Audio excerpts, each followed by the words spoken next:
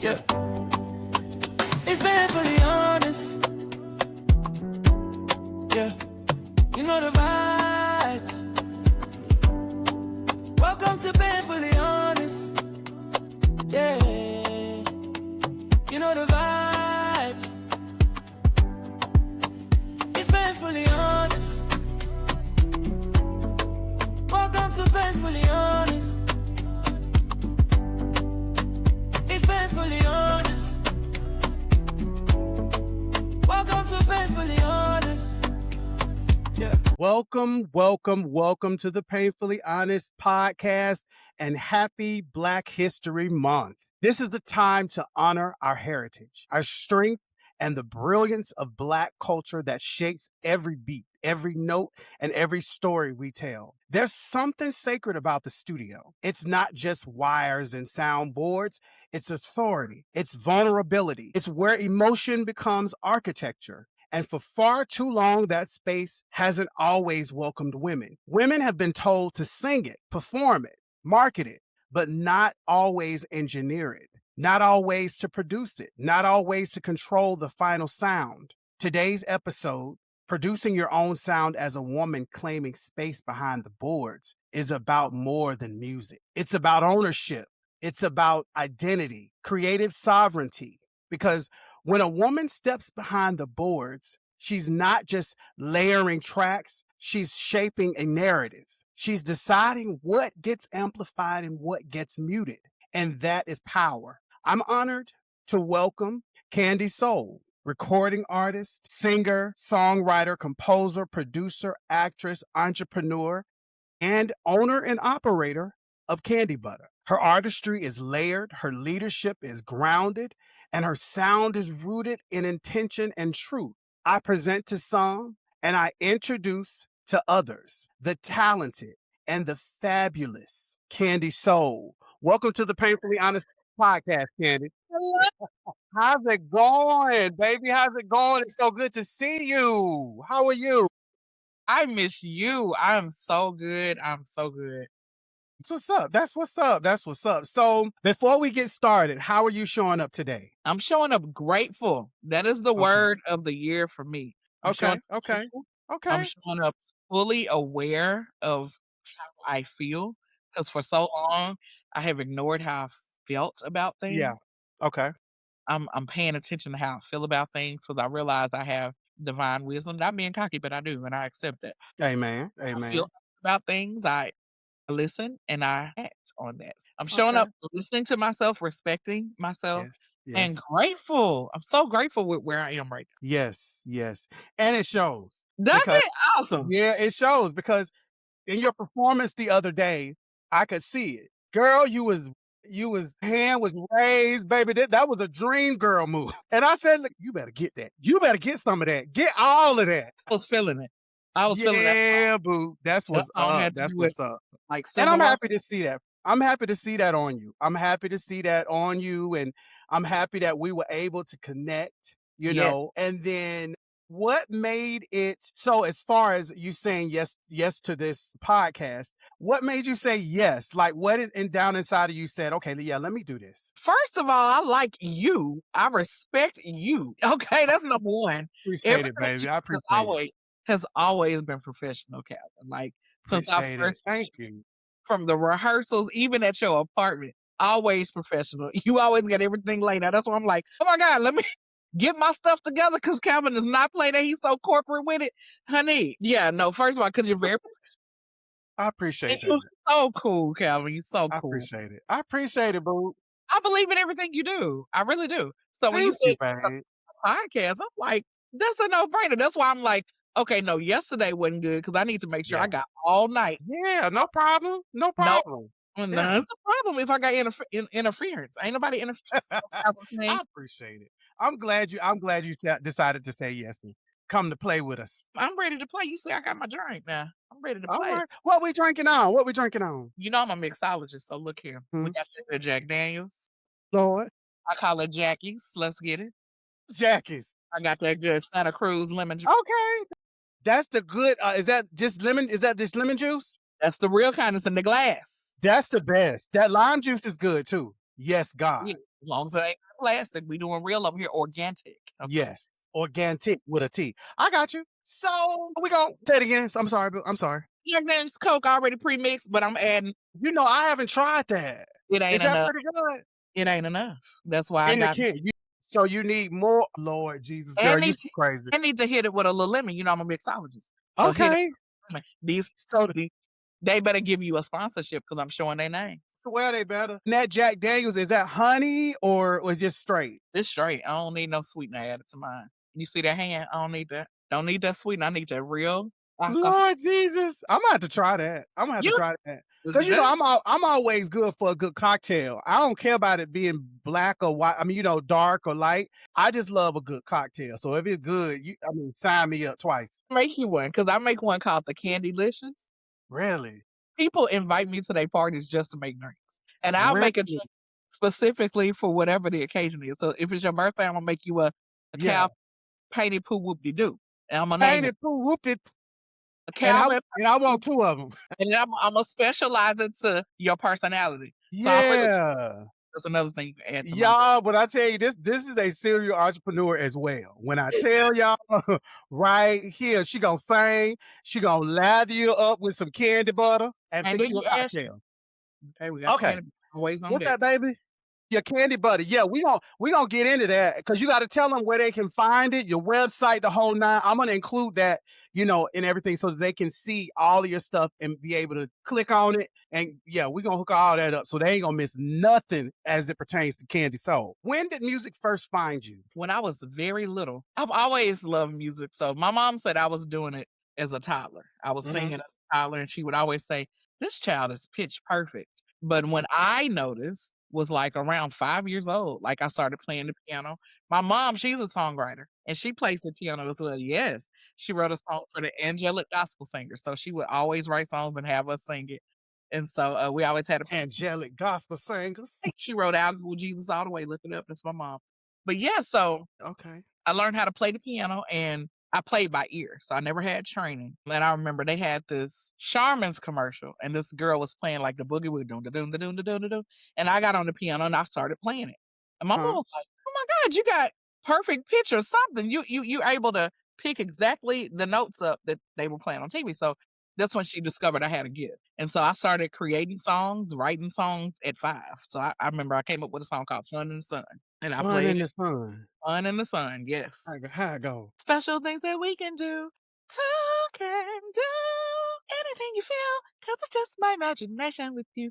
The words that make sense, but it was beautiful. Oh, how Now, much? when I play it now, I can make it make more sense now, but Yeah, but that's what it was about. but writing like that, and how old were you? Lord Jesus, right? Oh Jesus, that's beautiful. Have you ever recorded that? You never recorded that? I recorded the music portion, but I haven't recorded the Okay. Yeah, you gotta put that. That's a jingle. We need that on a jingle somewhere for real. Look, I need to make the words make more sense now because I'm like, Yeah, that's look what's what up, I'm at. Candy. But I may keep the words what it was at 5. Yeah, that's cute. I'm saying that's like either a jingle for like I'm seeing in the commercial, beach balls and at the beach. Yeah. And people walk around with their slushies. That's what yeah, that's what that looked like. Yeah, yeah, yeah. Beautiful song. I even had like a bridge and a pre-hook and all that, like at 5. Okay. But I Okay. was listening to old school music back then. I was always listening to Yeah. country, gospel. I always listen to Mhm. grown folk songs with real movement, and I love Yeah. like Stevie Wonder. So Yeah. yeah, And with that, like I was raised off of that, music that my Slide and Family Stone. My mama had the Slide and Family Stone album in the closet. I didn't know who that was back in high school. I would had Janet Jackson on the mind, the Good Girls, In Vogue, Mary J. Blige. That's all I had on my mind. So seeing, Slide and Family Stone on an album, a dusty album in the closet, like that didn't mean nothing. But now I watched a documentary for I think Sly and the Family Stone, and they were brilliant. They were brilliant musicians. I had very, no idea. Like I was just like blown away. very So yeah, I think that helps with influence when you yes. listen to all those kinds of those artists back in the day. That helps definitely with influence. So get your influences up, y'all. Like, listen to the greats to be the great. Yes, Yes. So what was the first sound or artist that shifted something in you? Definitely Stevie Wonder when it comes to Mhm. Mhm. yeah, Stevie Wonder, I believe he hears music from heaven. He can't see, Yeah. and that means his other, senses are heightened. When you lose one or you don't have one, everything else becomes heightened, so his ear, his mind, his imagination, yeah, his music is, you can't even put it in a genre. You can tell he listens to everything. So, Mhm. we Mhm. wonder when I first heard this song called "With Each Beat of My Heart," it was so you know how people be like, "I can't stomach that." I never knew what that meant until I listened to that song, and it was so beautiful that my body couldn't take it. Like, my stomach started hurting a little bit. Like, I had to, like, pause it and just digest each piece. It was so good. So, that's how Good. connected to music I am with certain artists, like, that have no barriers when they create, and I can tell he has no barriers because it's so many movements, like, it's chords that come after certain chords that you would never imagine that chord would fit, 'cause he not doing no rules, he's just Doing allowing. Yeah, Stevie Wonder for sure, yeah. And so, like you said, what was the name of that song again? Because I got to hear that one. With Each Beat of My Heart, and he's playing the piano on top of a heartbeat. Yeah, that's the beat. On top of a heartbeat? The beat is a heartbeat, it's not a drum, it's a yeah, Lord Jesus. it's so You know, beautiful. somebody else did that. When Prince had his first child, he did a song to his child's heartbeat. And I thought that was the most craziest thing. I was like, what? But Stevie did it. that is Mother Nature being the catalyst for this song. That's so deep to me. That's so It's deep. great. That's what's up. So you say Stevie Wonder. Was there anybody else that you could think of? Anybody I ain't gonna say anybody, but most people from the '70s, like, Okay. I really gravitated to New Birth. To me, they so slept on, but everybody samples from them. New Uh-huh. Birth, "Boy, you never find another love." They sample from New Birth. Like that. Yeah. The Roots, bomb, baby. boom, Yeah. boom, boom, Yeah. doo, doo, like Yeah. Master P sample from Yeah. everyone has sampled from them. They got the song, "This" "Hey, hey, mister." Like, they got that. They got Okay. a wildflower. She's a sweet and gentle. They are the ones who created that. Not So Tyree, listen. not Right. Gerald. That Right. was new. Right. Yes, when I heard that, that made me cry. So listen to me. They sang that song on Soul Train. There's a version of that song they sang live Yes, it is. on Soul Train. And he And gives when out I tell you the way that boy sang about that flower, and that is a beautiful song. it is. Beautiful song. Hands every part of it. Like, and then hearing it live is like it just I was a groupie when I listened to that. And you know who else recorded Everybody that song? Jamie Foxx, he took the ending. No. Lisa Fisher did. She has a version of Wildflower that Really? Luther Vandross produced off her first album. So you got to check that out, baby. When I tell you, and she's talking in the beginning, but Luther's singing background in that version of the song. But that is a beautiful song. If y'all haven't ever heard of New Birth, Wildflower, go check it out. When I tell you that is a beautiful song. That's one of the first no, I mean, I need to check out Lisa Fisher. I thought I heard everything, but I know Jamie Foxx sampled it on his first hit. Okay. Oh, yeah. Bah, bah, bah. Yeah, and then that high note the lady hit, that's my favorite part. That high note. Yeah. That's line music. I learned all Yeah. that now. Yeah, Line I music. know I ain't hit it right, but yeah, but that's the note that, and I sit there and I'm like, and then I just go back, I just rewind it and start it over again because the live version, when I tell you that boy sang that song, the And rent due when he sang that song. that's how he sings on everything. He sings with so much Mhm. grit. I love that gritty, Yeah, yeah, manly sound where you yeah, beg. Oh, yeah, yeah, awesome. yeah. That's just one of the first songs I ever, like, produced from start to finish before I knew what a metronome was. Like, Really? Just keeping that. yeah, but I didn't have no metronome, so I was keeping the time in my Wow. head, so I had to go back and replay everything. I didn't loop nothing. I didn't know nothing about looping. What? I So had a you really keyboard. are bionic. I always that's how I describe you to folks. Yeah, I you say do. you have a bionic ear. I Played will never, and I was gonna wait to tell this story, y'all. tell it, go ahead. We was in a rehearsal. I'll never forget this.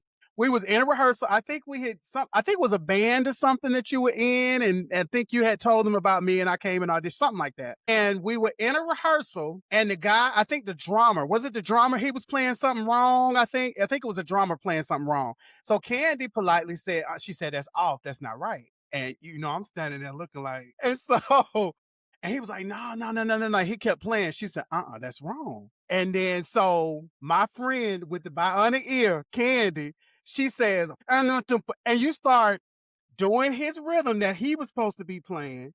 And then you had added a melody to it all at once. So everybody in the room is sitting there listening while you school him. You weren't rude, but he had kind of gotten to his feelings because you tried to tell him on the low, but he wasn't listening to you. And I didn't realize that that's how people really, like, guys are, or musicians are sometimes with Women. with women, when they kind of try to correct them and tell them that. So we're gonna dig definitely into that.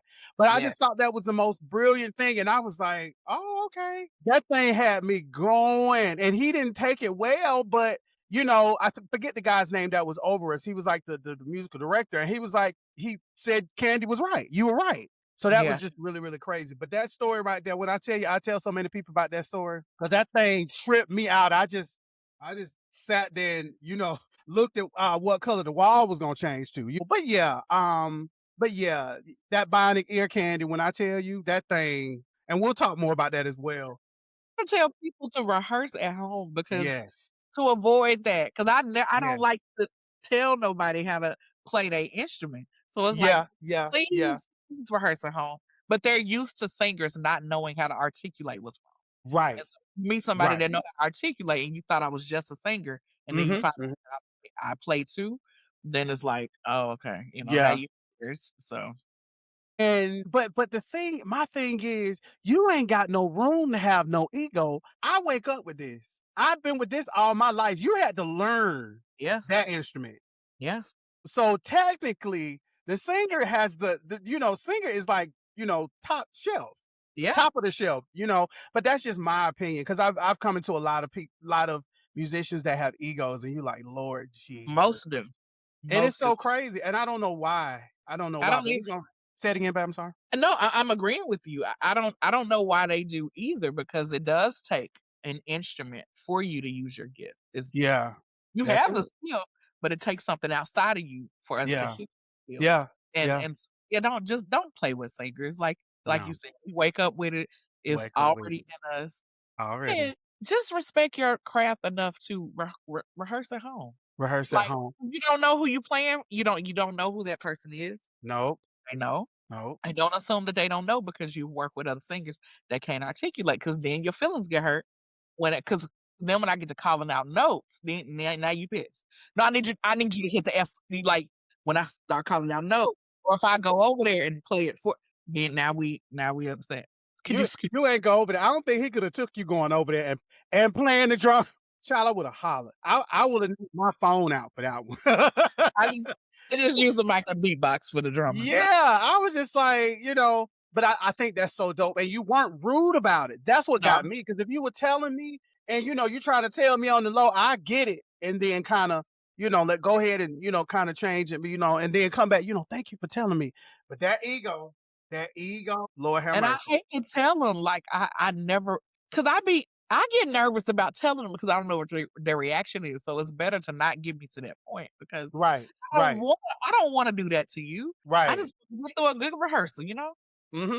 Yeah, So you're right. You're definitely right. You're definitely right. Musical household or self-created world. So what you've already told me is that you've kind of had both, because you were very curious as a child musically, but then your mother was a songwriter too. Was your dad musical as well? Is your dad musical as well? no, so my dad is more sporty. He's into Okay. sport. Okay. Anything Okay. active, moving your body, golf, basketball, volleyball, track, that's him, but he appreciates really good music. Okay. So he know good stuff, and he know when it's toe up, so he got a really good ear. Hmm. But no, my mom is the musical one. Mhm. Okay. Okay. Okay. Okay. And so with that being that you had a musician in your household, now did she let you find music organically yourself, or did she say, all right, you finna go, you got piano lessons, you got clarinet, you had all that, or were you just free to kind of explore it, you're on your own? No, she didn't know until I started singing around the house, until I Really? started Okay. playing the piano, like, that was already there because she would play it. So, no, she didn't force anything on me. She learned organically, like, "Oh, she got a gift. Okay." And so when she learned it, then she wanted to, "Okay, let's do, piano lessons." But I know with piano, because I play by ear, I wouldn't be reading. So that Yeah. we end up stopping that after a while because it's like, okay, because if you play it out loud, I'm just gonna replay what you play. So it's similar to drumline. If you watch drumline, Yeah. Yeah. and if you play it out loud, he'll replay it. He ain't reading nothing. So that's Yeah. how I would be doing. So Yeah. I thought everybody could do that. So I didn't know that it was a gift. Mhm. I thought everybody could play by ear and hear by ear and all that kind of thing. Like I could hear music in colors. Yeah. I didn't know that was a thing. That's called synesthesiology. I didn't know. Yeah, Cynthia Erivo has that. She was talking about that in the interview, and I was like, "What?" She's like, it's sort of a blue," and I was like, "What?" When I Like, was because the girl was like, she just did, and she was like, "It's sort of a blue," and I was yeah. like, "What?" So Yes, that. when I was in daycare, I could hear music in colors. Like when I would Mhm. use the color green, I could hear a melody. When I would use, and I Yeah. thought everybody could. So I'm like, "Oh, you hear that?" And they would be like, "What is wrong with her?" So yeah. Now, I will tell you, as far as myself, when I hear, where a chord resolves and it's like, if it's resolving and it's like because music has emotion. So It with does. chords, you can hear different emotions, whether it's happy, whether it's sad or melancholy, anything like that, or even mystery. Like, I love that when you can hear that because I've always been able to hear that in music. And that's how I depict what I want to listen to, if it's something up tempo, if it's down, or if I'm sad or whatever. That's usually depicts what I actually listen to. But I was going to ask you, a trained musician or self-taught, which do you think is the more professionally? Which artist would be more professionally efficient Hmm. in categories? Which one out of those two? Yeah. I think both is great. If Hmm. you have both, then you are totally well rounded and you can go to Yeah. any. Yeah. But definitely the one that's self taught because it didn't take nothing outside of you to get it. You Hmm. know, Hmm. that's where soul happens Yes. because it's in you, it's a part of you. Nobody taught nothing to you. Because once you start getting taught, then you start learning rules. And when you start learning rules Yeah. create barrier because now Yeah. you're trying to make sure you do Yes. things according to rules. That's why I Yeah. love Stevie Wonder. There's no rules. There, Yes. he can't see the page to read it. Okay, it's whatever's in his head, and Yep. that's why it's so authentic. You know, Yes. but I know it's funny, but it's Mm. real. Like it's I kind of like agree.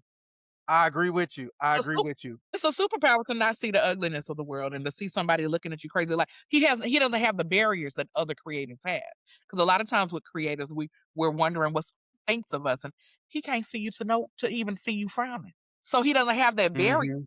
freedom. No, no, no. And that's why I connect to his music so much. But no, the person that's self-taught, where it's already in them, it's like God given. If you were born with it, to me, Mhm. they're more proficient. Beyond all the people that people study and listen to, Beyonce, Mhm. Michael Jackson, Stevie Wonder. I mean, you can Mhm. the list of the greats. They ain't have no masters in no music.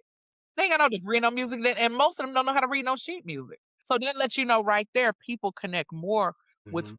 ones that That's organic. actually that were self-taught. I But totally if you have agree. both, Say it but I again, get I'm sorry, babe. no, but if you're trying to make money and a whole lot of money and you Yeah. wanna work for others, because self-taught people usually don't have to work for others, others work for them because they already have it. Yeah. Come on If now, you better say that. Okay. But if you're one who wants to work for others and you want to broaden, your work or your career, I think it's good to know both. Then Disney and all these other people can hire you and they can put sheet Mhm. music on you and you can read Mhm. it. And if Mhm. they remove the sheet music, you can play it by ears. I think if you have both, you are very well rounded Mhm. because other people can talk to you that may not have your gift. They can say, hit a F or give me that augmented G, whatever sus, and you know what they're talking about when they say it because they may not have your gift, but they understand the The music theory. language, the Yeah. jargon. Mhm. Mhm. I And got you. I think singers should learn it only because you're dealing with musicians that may not be self-taught, and so you're able to holler out the key that you need. When Yeah. they what key you want to sing this in, and you talking about some I don't know. Let's keep you making a musician work harder. But if you know, hey, my range is here and here, so let's find a key within that. It makes it easier. Yeah, that makes sense. I That think it's makes sense, Candy. And it's so cool you say that because I remember watching Michael Jackson, Mhm. and when I realized that he wasn't a music, he needed Quincy Jones to bring Thriller and everything, to the world, into the Yeah. world. Yep. And so I remember him sitting and talking with Oprah, and he started doing beats with his mouth. Yes. And I was just so impressed. And that's literally what Thriller was. And probably Off the Wall too, because Off the Wall is when Michael and Quincy started working. And Thriller just went from there because we had never heard anything. And the crazy thing is, we wouldn't have heard anything like that. Oh. It wasn't in no music book. It wasn't. And you said another thing too. When a person is taught rules, then all that they possess and that they exist in goes away. So you have to learn how to be on both sides of the fence as a musician and then playing it by ear. But I tell you, Joni Mitchell has some of the craziest stuff that I've ever heard, but her music speaks to me. It's sometimes very ethereal, but the music just speaks to me. And that's one reason why I love Joni Mitchell. Oh my God. I'm just a huge Joni Mitchell fan. Yeah. So when did you move from loving music to creating it? Well, I was creating first. I Mhm, loved it and I was creating like when I first heard music. So, mhm. like I said, I was creating at 5 years old. I had folks on the playground. I had a little choir. I had kids singing whatever was in my head. Yeah. Okay, okay, So okay. I've always created. Even when I would get kind of bullied, like in school, I would make up a song about the kid. And then I had a class sing the song. And that's how I'm gonna get you back. I had a jerk girl. Look, I had a jerk girl back in the day. It's so fun to make fun of me I wanna following the see that picture. I want see that picture. I will show you. I had a girl. So them kids would make fun of me. But one guy, his mama would shave his head all the way down. And so I called him Skullhead. So we had a song about him. Skullhead, Skullhead, Skull, Skullhead. Skullhead is his name. Roger is his real name. And I had folks singing that and he would get to crying. What? So And yeah, see Candy too, that's the other part I love about you. You know your stuff, but you not cowardly at all. You know what I'm I, saying? I Like to used do that and be in school, you got the whole school, all the kids singing the song. Like that's crazy. Who would have thought of something like that? That oh, is hey, so crazy. this was the only thing I had to fight. Cause hey, they would show like Wow. You fought with your music. Okay. I have not Okay. always been confident though. Like Yeah. singing would be like going to get shot in front of people. That's how scary it was for me. It was like I walking up to get shot. Like that's mhm. how Mhm. it used to be. So no, I had to, and I'll tell you about that as we get further into it. Like what Mhm. broke that off for me. But no, I used to Yeah. be very, very scared to lead a song, to sing my own stuff. Um, unless you push me, like they were making fun of me. Got me in the corner. Oh, I'm gonna get you back because I don't have nobody. My sister in high school, I'm in elementary. I ain't got Yeah. nobody to help Yeah. me fight. So let me make you laugh. Yeah, that's Laughter it. is always, even if you listen to comedians like tell their life story, Yeah. most of them were Yeah. bullied, and Yeah. they turned pain into laughter. Yeah. So kind Yeah. of what it was for me. But when you by yourself, you got to deal with the real emotions. So, yeah, it took Yeah. a whole lot. This is where a lot of music comes from too. Like a lot out of the Pain. pain, depression, all kind of stuff. But thankfully, I had a humorous side of me, so I love to Yeah. make people laugh and smile. You So so instead of crazy. me hurting their feelings, they would be hurt, but then they end up laughing because But they be getting their feels hurt and patting their foot at the same time. right, 'cause you got a stud You head. talk about me, but that's a J. So how did you find your way behind the boards? Okay, that's a good question there. Nobody's Mhm. ever asked. Okay. My brother-in-law, so I always thought I had to utilize people to get them to do what I could hear in my head. Mhm. And a lot of times that would be very frustrating because everybody can't hear like you. Everybody don't learn like you. So it became very frustrating. It's like I would hear harmonies. I can't do them all because I ain't got multiple voices in my body, so I gotta call you and see if you can do it and you can't. And that mess takes forever. And Mhm. so I didn't know there was something that could like allow you to stack stuff. And so my brother-in-law, he was like, I'm gonna give you my 4-track. He had a 4-track recorder. That's my first time ever hearing of that. And so it was Come like a on, tape. equipment. Yeah. So that was my first piece of equipment that I ever got. And it had a little tape in there and it had 4 different tracks. And so I'm like, oh, so I could record lead and 3-part background. Okay. I said, okay, well, I need the music though. So we're gonna do 2-part background and then I'm gonna beatbox the music. Okay. And so when I learned how to use that, I was self-sufficient because now I don't have to beg my friends to do it. As they not even as passionate. I'm driving them. They sad about to cry. Okay, we'll try again and do it again. That ain't the key. Not Joseph Jackson. Look, if you ask any of my friends, all of them pretty much kind of know how to sing because I Yeah. make everybody sing this around me. Yeah. So I'd be like, sing this, and then I'm gonna sing this and see if it makes sense. But anyway, so I had a 4-track recorder. And Mhm. so I would beatbox the music, and then I Mhm. would sing the lead on top of that, and then I would come back and do 2-part background vocals, and it would be Okay. a song because I got music, lead, and 2 background. And I started doing that with stuff that I would come up in my head. And so then my dad, this guy his name is Wayne. It was my sister was friends with his big brother, and then that's Mm. how I met him. And he had a Casio keyboard that could record tracks. And Okay. so that fascinated me. And so I would go to his house and I would play on his keyboard and I would start making tracks. I'm like, oh, I can stack tracks. Like I can do the drums and the bass and the chords and it'll record it all together. He was like, yeah. So that's when I started. Yeah. So the first song I recorded was Untitled by D'Angelo. I replayed it. I did the bass, the drums, the piano, the guitar, and then Yeah. I sang on top of it because he had a little microphone and, he would record it on the tape, press play on the Casio because it stacked all of it together. And then I Mhm. was live and now you got a full song. So my dad, he got tired of me going to these boys' houses because he was a Right. boy and we in high school. And Mhm. he was like, I'm tired of you going over there recording. I'm tired of you around these boys. Because there wasn't no girls doing this, record Yeah. beats and Yeah. Yeah. recording. And so my dad bought me a keyboard. He bought me a keyboard. He bought me a Roland E600, and I could record on all the genres, jazz, classical. It had everything on there pre-programmed. You Mhm. could change keys and modulate everything that you need as a creator. And I still got it. Wow. I still use it to this day in a lot of my vocal lessons where I'm teaching other people. But it's Okay. still, but yeah. So I got that, and so Mhm. then people online, and I would meet people around the city, and I met this guy named YK, and he's a producer. Mhm. And Hey.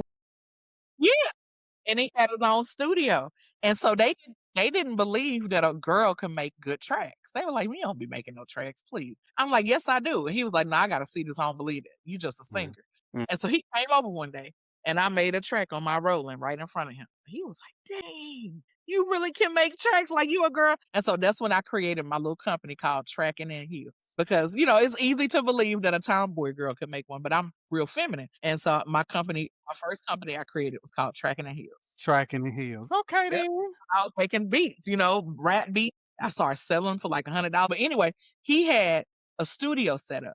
Mhm. And I'm like, hey, I want to record myself like on a real studio, whatever. And so he came over and he put Cool Edit on my computer. He had like the key. Everybody was using the same key, probably a stolen key. I don't know. But anyway, he put the key on my computer and downloaded the program called Cool Edit. And I learned how to record, audio engineer. And do you record the vocals and Yeah, clip and all that type of stuff? And it was audio. called Cool Edit. I ain't never heard of Cool Edit. Okay. It was a Okay. long time ago, early 2000s. So this Okay. was like Okay. year 2000, 1999. And so yeah, I had Mhm. Cool Edit Pro, and that's when I started learning how to audio engineer. So everything I would create on my keyboard, I would connect it to my computer. Like I had a little mixer, and I would plug it into the mixer and then plug the mixer into the computer. And then one track would be the actual music. And then the next track would be me and a mic doing the lead. And then the Mhm. next track would be me stacking them vocals. And then I started playing with the waves. Okay, I need to amplify that down. Okay, I can't hear that low run that I'm doing, so let me bring the volume up there. And that's when I started learning about sound design. Because my low stuff, I want that heard too. So I need every one volume. So yeah, I became a master at audio engineering and mixing. And that's when I learned that if you get a song mastered by the wrong person, it can mess up the whole song. Because Yeah. some mixes are so good that they don't need to be masters. Yeah. That's when I started learning about all that stuff, and then fighting the good fight of the divine feminine. That's when I started realizing, Yeah. oh, Ben can't handle that Yeah. audio engineer. So when I would go to a real studio to get things mastered, and they would put like a flanger. So a flanger sounds like a fork on metal going back and forth. It gives that kind of sound that scratching a chalkboard Yeah. that messes with your teeth, or when you Yeah. bite on metal, that's what a flange has that kind of sound. And some Oh, people would like a flange effect on the whole track, and it would make it sound like scratching chalk. So anyway, I would be talking back to them, "Hey, take the flange off," and they would be shocked that I heard. look Or, at "Hey, you. take that post faded delay off the whole track and just put Mhm. it on the soprano and then remaster," but it requires you to do more work. So I had to learn how to do it myself Yeah. because I'm so detailed, it could frustrate someone who does not really wanna work, or that's Mhm. used to working with rappers who just dealing with 2 tracks. I'm coming in Yeah, yeah, and see, that's what I was saying. You were detailed, you knew what you wanted, and you had to learn it so that you could do it the way you wanna do it. I'm with you on that. Now let me 'cause I ask you this so some of the like, a lot of the music that you recorded back then, do you still have a lot of that? do. Yeah, I got everything. Really? I would love to hear, like, a Sound like lot of a that. baby.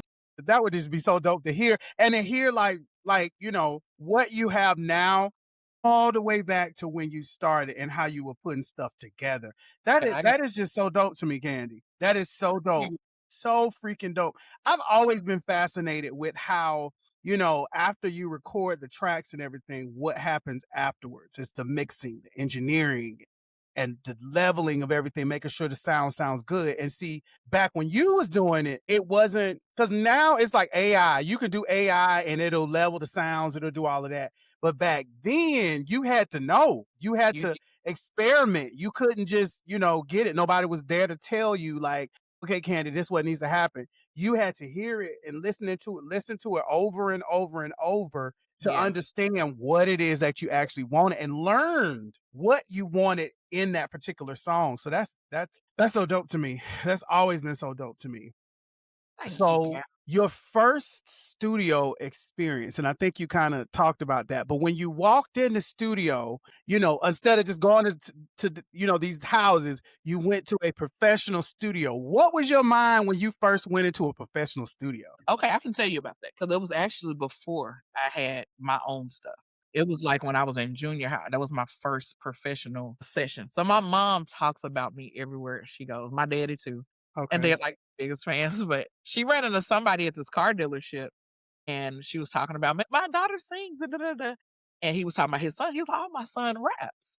And he's going into the studio, but he needs a singer. Maybe they can work together. And Hmm. so she told me about him. And I'm like, "Mama, this another church project you about to have me on." Cause she would swear she give me all these professional things and they end up being something janky at the end of the day. But this was actually I was trying. she was trying. She was trying, but it would Trying to be get that something baby out there. somebody that don't know what they doing or somebody's church pew organization that ain't done nothing and the songs don't rhyme. Like it'll be crazy stuff. But Yeah. anyway, this was a profession.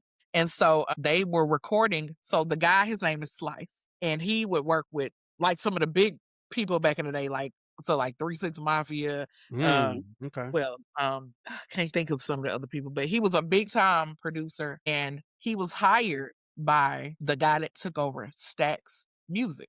So Mm. Stax Music, they were like the big deal record company that was along with Motown. So in Oh. Memphis, Stax Music, so Stax Music had Isaac Hayes, Yeah, Stack Records. I remember. Stax Records. Uh-huh. I remember. So Al Bell is the one who took over Stax Records. All right. Mm. Al Bell, he lived down the street from us. I didn't even know we didn't know it. But he ended up creating and building this state of the art studio in this other city in Arkansas. And he Okay. hired this guy named Slice to fill it. Cause he had the money, but he didn't, he wasn't no engineer and all that kind of stuff. Yeah, yeah. Now Slice, because Slice was this big time producer, engineer to like give him the best equipment and everything. Pretty much build out his studio. Like, you tell me what I need, I'll take my money, and I'll make it, and this will be my studio, and you'll run it. And like, it was such a good studio that Prince, like the singer Prince, the professional What? here and record there because Arkansas is such a hidden gem. You can come down here and Yeah, not be and not be bothered. bothered. That's it. Yes, Wow. I had like a little hotel bunk inside the studio, like you. some hotel rooms. You could live there pretty much. It was high dollar studio. Okay. So Yeah. his son booked there because his daddy had money. You know what I'm saying? And so Mhm. he ran an old car dealership. And yeah, so he had his son, he got some hours there and he needed a singer. And so that's how he met me. And that's how I met Slice. And when I went in there, I had never seen anything like it. Like even to this day, it's better. It's better than most studios I've ever been to. Like Really? beautiful wood paneling everywhere, like different rooms, color coordinated lights because they know artists like color. I mean, Mhm. it was Moves. yes. I mean, and then just to have rooms. Yeah. To have rooms, each room got its own bathroom, so the artist can just stay there and create. Mhm. I Mhm. have to sleep on the couch or on the floor. They got a actual hotel-like room. It was Yeah. just really cool, and it was That's the dope. biggest, most beautiful thing I had ever seen. So anyway, Mhm. that's when I learned to, accept my artistry and my sound. Because I remember I would try to sound like other artists I heard when I would go into the Mhm. booth.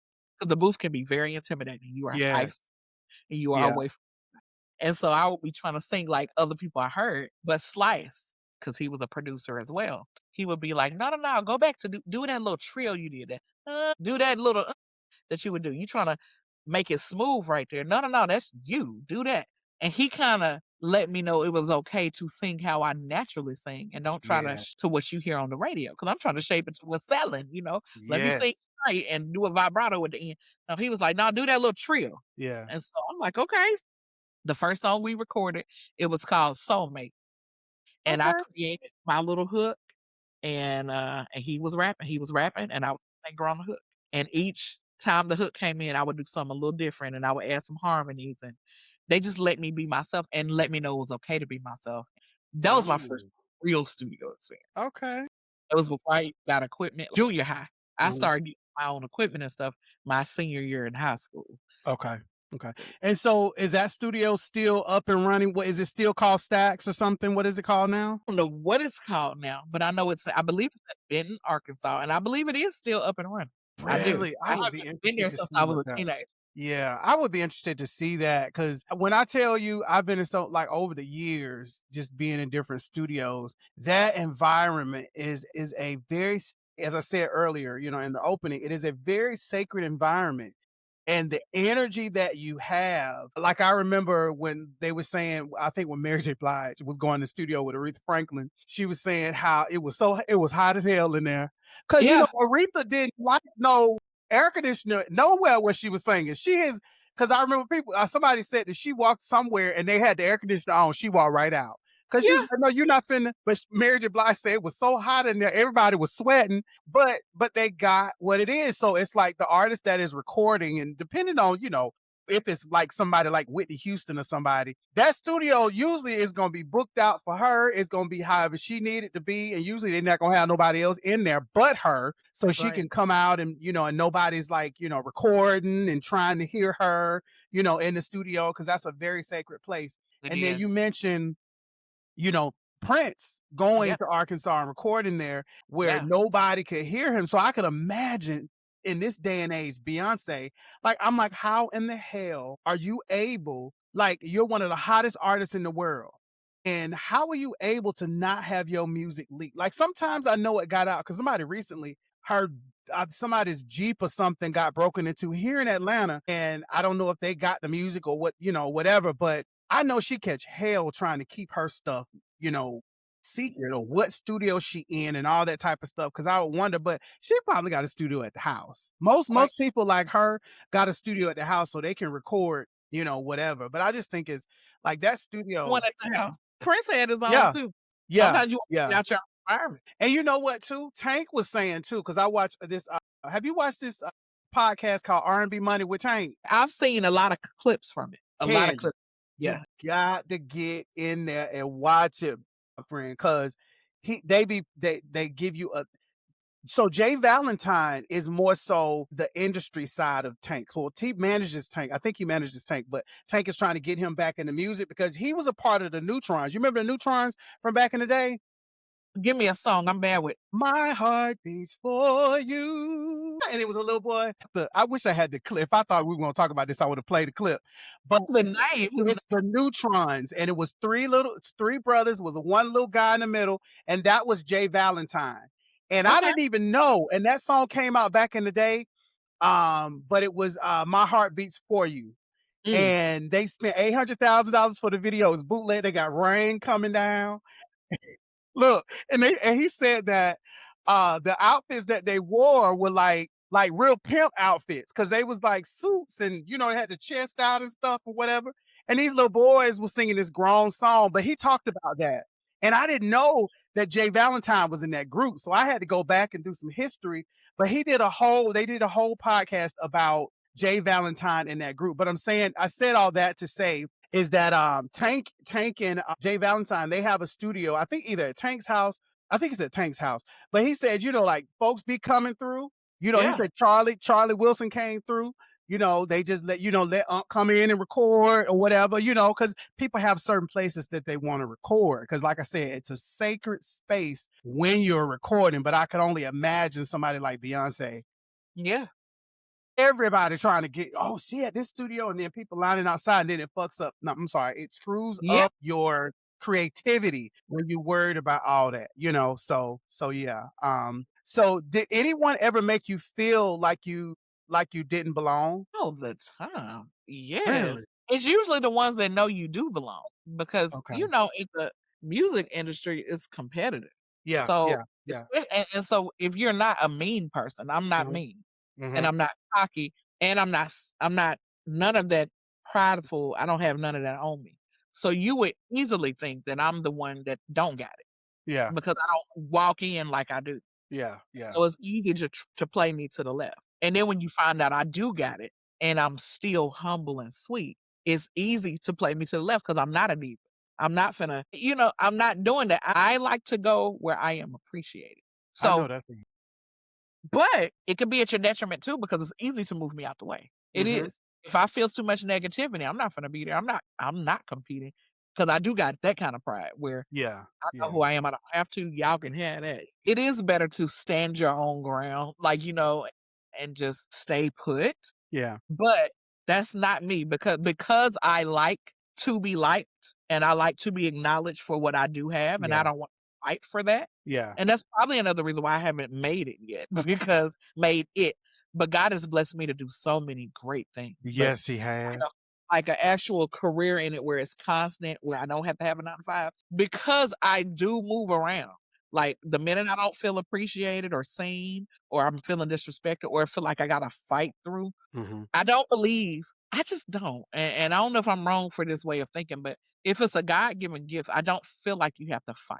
I don't. No. And so that's not me. But most people fight, and they make it to the top a lot quicker than I do. So like I said, if it's too much negativity, or it's too much intimidation, or the people that's running it, because I don't care about the minions. Like, of course, I'm going to intimidate y'all. Yeah. But if the person that's running it, like I always look, who running this? Yeah. If you can't get your stuff together to where you can get the minions to get to do what they need to do. Yeah, or to make me not feel whatever I'm fit, then I don't want to be up under you either.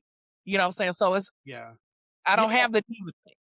And see, I feel you on that, because I think Matthew had, in Matthew's episode, he had alluded to that type of thing, because and what I said, when you're going in to meet a casting director and they're rude to you, or they make you're already intimidated, because you want to come in, you see all these people auditioning for one little part that you don't know if you'll get. And then it's months and months, after that, that you find out whether you got it or not. But all of that type of stuff, like, I never liked auditioning. I would come in, do what I needed to do, and leave. But it would be so many other, like, it just the energy of some people. Cause like I would go to auditions and be talking to people, and some people would be so standoffish. Yeah. And I'm like, but why? Only one of us is getting the part, Right. And if I get the part, then I'm going to try and pull people along, and hey, well, I got this and this. But people are not helpful like that. And that's what and that blew my mind when I came to Atlanta in 2023, 2024.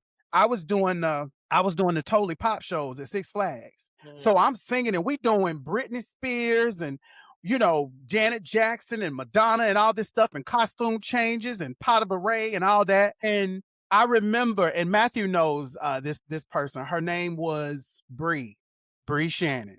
And I started there. And I'm a country boy from Tuskegee, Alabama. I had just graduated college, so I didn't know nobody.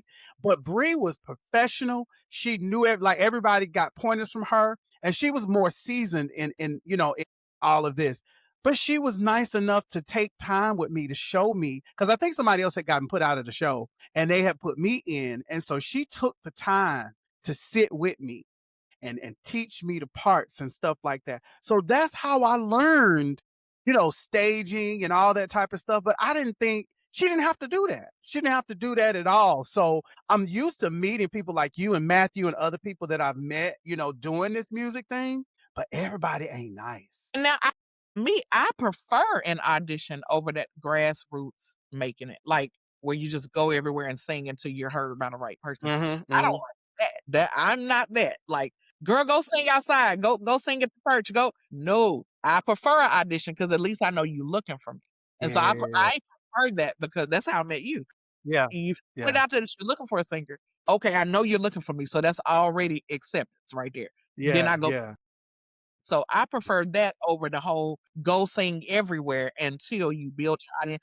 Because that's how most people make it. They just sing everywhere because it's in the, and because I'm not just a singer, like I write too, and I'm way more chill and laid back than I am out there in front like that. Like most singers are out there in front, they sing everywhere all the time. I'm so laid back and observant. So you wouldn't even know I sang, really, honestly, because I'm so producer like. I'm so audio engineer like with my.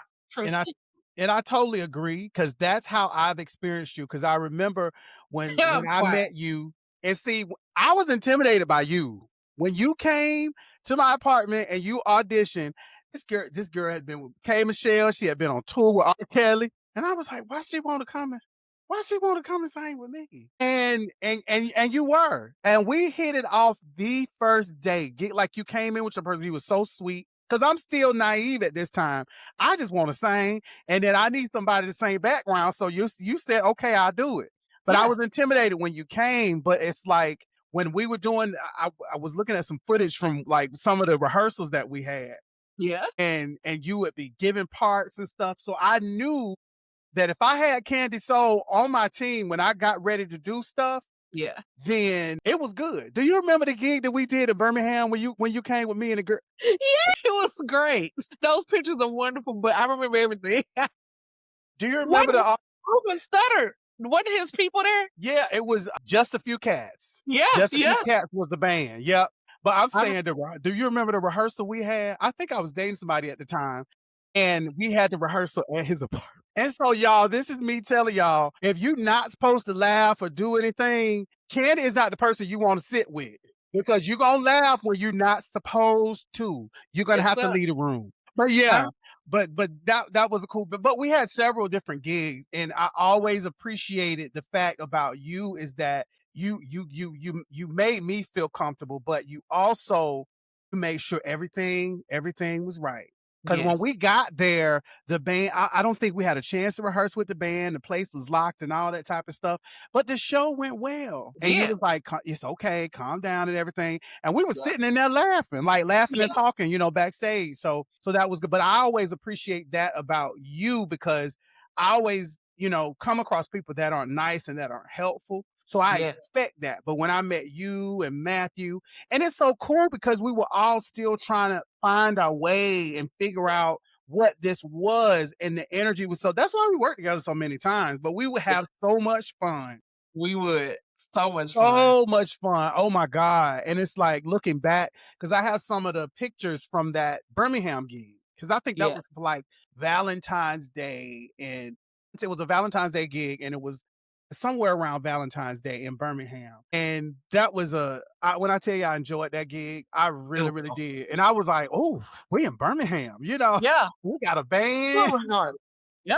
Yeah, that was really, really dope. So really, really dope. But Yeah, I'm sorry. Before you get to the next one, but the last Yeah. one I was gonna say, Yeah. it's people like me. That's why it's important for me to have representation because Yeah. I'm not gonna fight. I ain't finna fight for the spot. Yeah.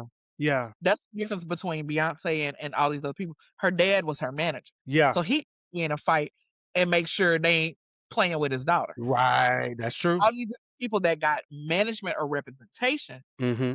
sure the room is right. Yeah. They go, you ain't finna play with their artists Right. versus you doing it by yourself. That's Mm-hmm. how a lot of people get them toe up contracts or they Mm-hmm. get used verbally because you don't have no representation. So because I represent Right. myself, and I would love management, Mm-hmm. and I'm gonna keep looking for it. It just got to be right. Mm-hmm. It was a lot of pressure off because they find the work for you instead of you Mm-hmm. having to go figure out which one is professional, which one ain't, which Mm-hmm. one they do it for you, and then Yeah. they fight for you, and all Yeah. you then you can just relax and sing. Yeah. But when I gotta do everything, that takes me. It's Am I stress. able? It makes you put your B hat on Yeah. because now I make sure I get paid. I gotta make sure this is legit. I gotta make sure the Yeah. sound right. I have Yeah. to do everything, and so now Yeah. I'm not just singing. Yeah. Now I'm not being the pretty singing. I gotta be the Dream B chick, girl. and then I gotta go back up there and Yeah. give it to Yeah. you. And where Yeah. that chick? Yeah. Yeah. Yeah. Yeah. And it's funny you say that because when you gotta do that, it's like it's all over the place. And I know many artists are doing it now because so many people try to scam you with this management stuff. Take you out of your element. And if that's not your strong suit, Yeah. you fight the uphill battle. Because Yeah. I've been in that too, where I've had to be my manager, and Yeah. you got to find something to wear. You got to make sure everybody's there for the rehearsal. You got to decide what songs you're gonna sing. Okay, once you decide what songs you're gonna sing, then what time you got to be at the gig. You got to let everybody know, what time show call is, when everybody needs to be there. Then if somebody calls out, but then, this person don't want to necessarily, everybody else agreed to make $50, but this person wants 75. How do you figure that out? Oh, but this person is more significant to it because he's playing the keys and you need the keys. So you gotta, put your rent money back or put your car note money back so you can pay this person. And it just goes on and on and on. So that's how I remembered it back in the day, being an Yeah. artist on my own. Like you got to rehearse. And then when you get there, when everybody gets to the rehearsal, what is it that you want? How is it that you want things to be done? Because then you got somebody who's arrogant that's trying to tell you, oh, okay, well, this is how it's going to be. But no, this is my shit. That part. That This, part. this is my shit. I'm paying you. I need you to do what I need you to do. But then being a woman, I know you be in bands and people try to push you to the side. You like, no, So tell me about that, where you have been in situations with bands. Tell me about a scenario where that's happened and somebody was like, "No, Candy, we don't need you like that. Go over there." Like, tell us about that. I want to hear about that. That happens a whole lot with me Really? because I got perfect pitch, so I can hear when it's wrong. Yeah. And it's hard for Yeah. me to sing on top of that. If I ain't have it, I can sing on top of that like everybody else. It's like you didn't hear Yeah. that. I can hear it, so it will throw the performance off because I play too. So man, it's the worst, and I have to do it often. So okay, let me tell you about a time. I was at this one place that they Mhm. had a studio. We were Yeah. having a big rehearsal, and one person was excellent, and he was the pianist. Okay. But he's such a free spirit that he will build a band of anybody that want to play. Not professionals, just anybody that want to play because he's so sweet. He's such a hippie. But he got the gift. So when I got there, because it was something that he had me to do that we were getting hired for, Yeah. they ain't have my stuff. And my friend was throwing it at the time. My friend at the time, it was her thing. Mhm. And we had a little contract. Yeah. Well, that mean I got to do it. But I'm trusting that it's going to be right because you, as my friend, know how I am. I'm anal about my Mhm. original. If it's a cover and you want to spice it up and do what you want with some wrong notes, it ain't my song. But if it's mine, you're not going to tear up my kid because I don't have children. So my songs is my children. And Don't make so my baby ugly. Get if you my put the children wrong out one, of here. you disrespecting my kids. That's how I see it. You know what I'm saying? It hurts and I ain't finna sing it. So Mhm. anyway, I went in there and they was playing my stuff wrong, letting me know that they ain't rehearsed. They thinking rehearsal. They practicing at rehearsal versus doing that. No, no, no, no, no, no. And that's why it's Mhm. important to have a musician rehearsal first, Yes. and then all together. Yes. This way, that way, our first time coming together was our first rehearsal. So they in there trying to practice. I'm hearing wrong notes. I don't know y'all practicing. I'm thinking we finna sing. And so I'm like, hey, that's not it. They didn't know I wrote it. So they arguing now. So that's when they get told, because if you just say, okay, how do you need it? We good. But when Yeah, you that's argue, respectful. Respectful. when you try to argue, and now I gotta tell you that I wrote it. Okay, yeah, you wrote the lyrics, but this music wrote the music too, sir. Wrote the Wrote song. Yeah, no, not just Composer. that's the part, and that be what messed them up right there. Really? My dick. So how you have to tell them? You had to get your voice had to get deep. Well, I be scared at first because I Really? don't know. Y'all are men, so I'm nervous to tell you that it's wrong. So I already be over there just like I be trying not to say nothing. I be hoping, okay, that maybe this go around they'll get it right. It's still wrong. So then I'll tell the person that hired, hey, they ain't playing it right. They don't know how to communicate it because they don't know theory. So they just gonna say, Candy not feeling what So then when you say it and it come out wrong, then it look like I got an attitude. So now I gotta get your mind. No. Yeah. Okay, hey, right there is wrong. Yeah. And so, no, this is right. And so then I gotta tell you I wrote it. Yeah, I get the lyrics and the singing and all that, but this music go like this. Sir, I wrote the music. So now everybody, the dudes is laughing and and now they shame. So now they finna try to defend themselves. Yeah. Well, They hurt feelings done got bruised. well, on the recording I got, it go like this. So then now I'm finna embarrass you. Y'all got a cord to connect this to my phone so I can play it out loud. Cause he said, I said, what time mark is that? What time mark is it wrong at? So we can play it because now you saying it's wrong and I've recorded it too. Yeah. So Yeah. and I played it. So okay, so let's record it. Let's go ahead and play it out loud. Yeah. Give me that chord. So then you giving me the chord, and now your dudes is laughing at you. Your brothers is laughing at you because this girl is about to read you for Phil. Because I was trying to be nice at first, but then you want to argue. So Yeah. then I plug it in. What time mark, sir? Oh, you don't want to say, okay, so you're playing at the bridge. So the bridge is at 2:10. So 2 minutes and 10 seconds in. So let's play right there. Okay, now play what you played. Okay, let me press play on what y'all received. Okay, so it's two different things. Do y'all hear that, or is it just me? Because now I gotta ask the person hiring us. Because now I know you respect her because she gonna pay you. Woman that hired us, do you hear a difference? I do, Candy.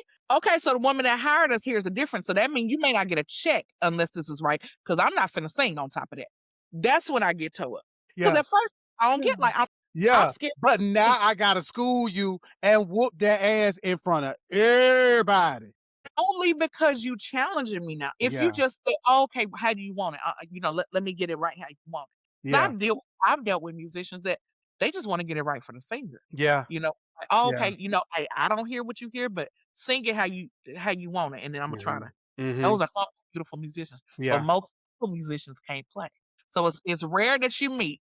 So it's like It's rare that you meet somebody that is humble and good. Yeah. Because when you good, you used to everybody falling out. Yeah. Over the girls trying to do it with And you. you know it. And that's how you move. And so you got a cockiness there. But then the humble musician, they just want to play. They want to be unique, but they can't play that good. That's true. And that works for singers that don't got perfect pitch. That works for singers that's just trying to grow. It does not work for someone who wrote it and composed it. So I need both. I need you to be humble and good. Yeah. And it's very hard to find that combination in musicians. Yeah. Male musicians especially. So anyway, and then I gotta, plug up my stuff and press play right there. And then ask you, do you hear it? Okay, so you still faking like, let's ask the lady that's paying us, do she hear it? Because I know you'll respect what she say because she the one that got your check. So you say, yeah, I do hear a difference. Okay, so if you still play dumb, then I'm gonna come to your instrument and I'm gonna press the right note. Ding, ding, ding, it's G. So do you hear? You play the F, it's G. Now do you see what I'm saying? And if we get to that point, now I need to work with another musician. Yeah. Because now I work with him. Because he's not even trying to hear you and get it. Oh, because rehearsal has stopped because this person didn't learn their stuff. So and if you're paying for the rehearsal space, that's a whole nother problem. You know what I'm saying? Right. And so now I'm upset. And now I'm feeling like you don't want to play my baby. Yeah. You don't want to play my baby. Yeah. I don't want you keeping my baby if you don't like her. Or if you don't like the mama. So now I can't even perform with you.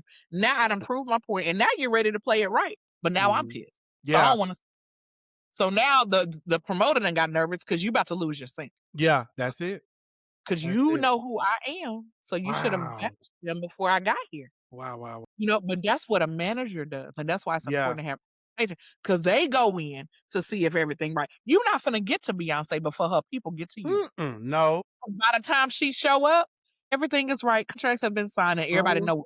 Mhm. And 2, 3, 4 rehearsals done already happened before she Yeah. get it. So she's just walking in being Beyonce and rehearsing. She ain't talk. Well, you didn't hear the see over here, and somebody talking about that. That just ain't finna happen with no Beyonce. And sometimes it does, because even now Really? that she's starting to show the behind the scenes. They be trying to play with her. Yeah, that's And true. so she had one key sound. She didn't know the name of it. And that's what they try to play with an artist, because you don't know the sound name that's in the keyboard. It's called vibrato kicking or whatever. That's the name of She don't know the name of that sound because she don't play no keyboard. But she know what she want, and Yeah. So she'll say, I need the twinkle. Ding, ding, ding. She'll try to do it. And then they'll try to mess with you and play something totally opposite. And then she'll just fire you. I love watching behind the scenes, because they still try to play with her. I remember one time, the behind the Really? scenes, she wanted like some trees, or she wanted something on that stage. And they were acting like it was impossible to do. And she said, That piano. she said, well, I need somebody that know how to do it. And they Yeah. were like, it's possible. Make it happen. She But said, pick up the piano and put it on the stage. I was like, and guess what? Didn't it get put on there? yeah. Didn't it get put on? A So that's whole grand piano. I know baby grand. It was a full out grand piano. so people be trying to play A you. Steinway. Like, everybody wants the easy way. But when you are a great and you're somebody who respects professionalism and you're perfectionist, not a lot of singers are perfectionists. Yeah. You are a perfectionist, and you know how you want your audience to receive what you wrote and created. Then you need it to be right. You know what I'm saying? Yeah.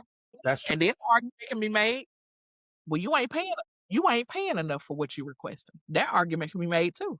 And if you ain't got no money like that, that'll bust your bubble too. Cause it's like, and that's when I learned how to do shit on my own. Because I don't have the money to pay you. Yeah. If you feel like you need more money to play my stuff right, then let me learn how to do this on my own. Or let me wait on God, because God knows who he created. He created me.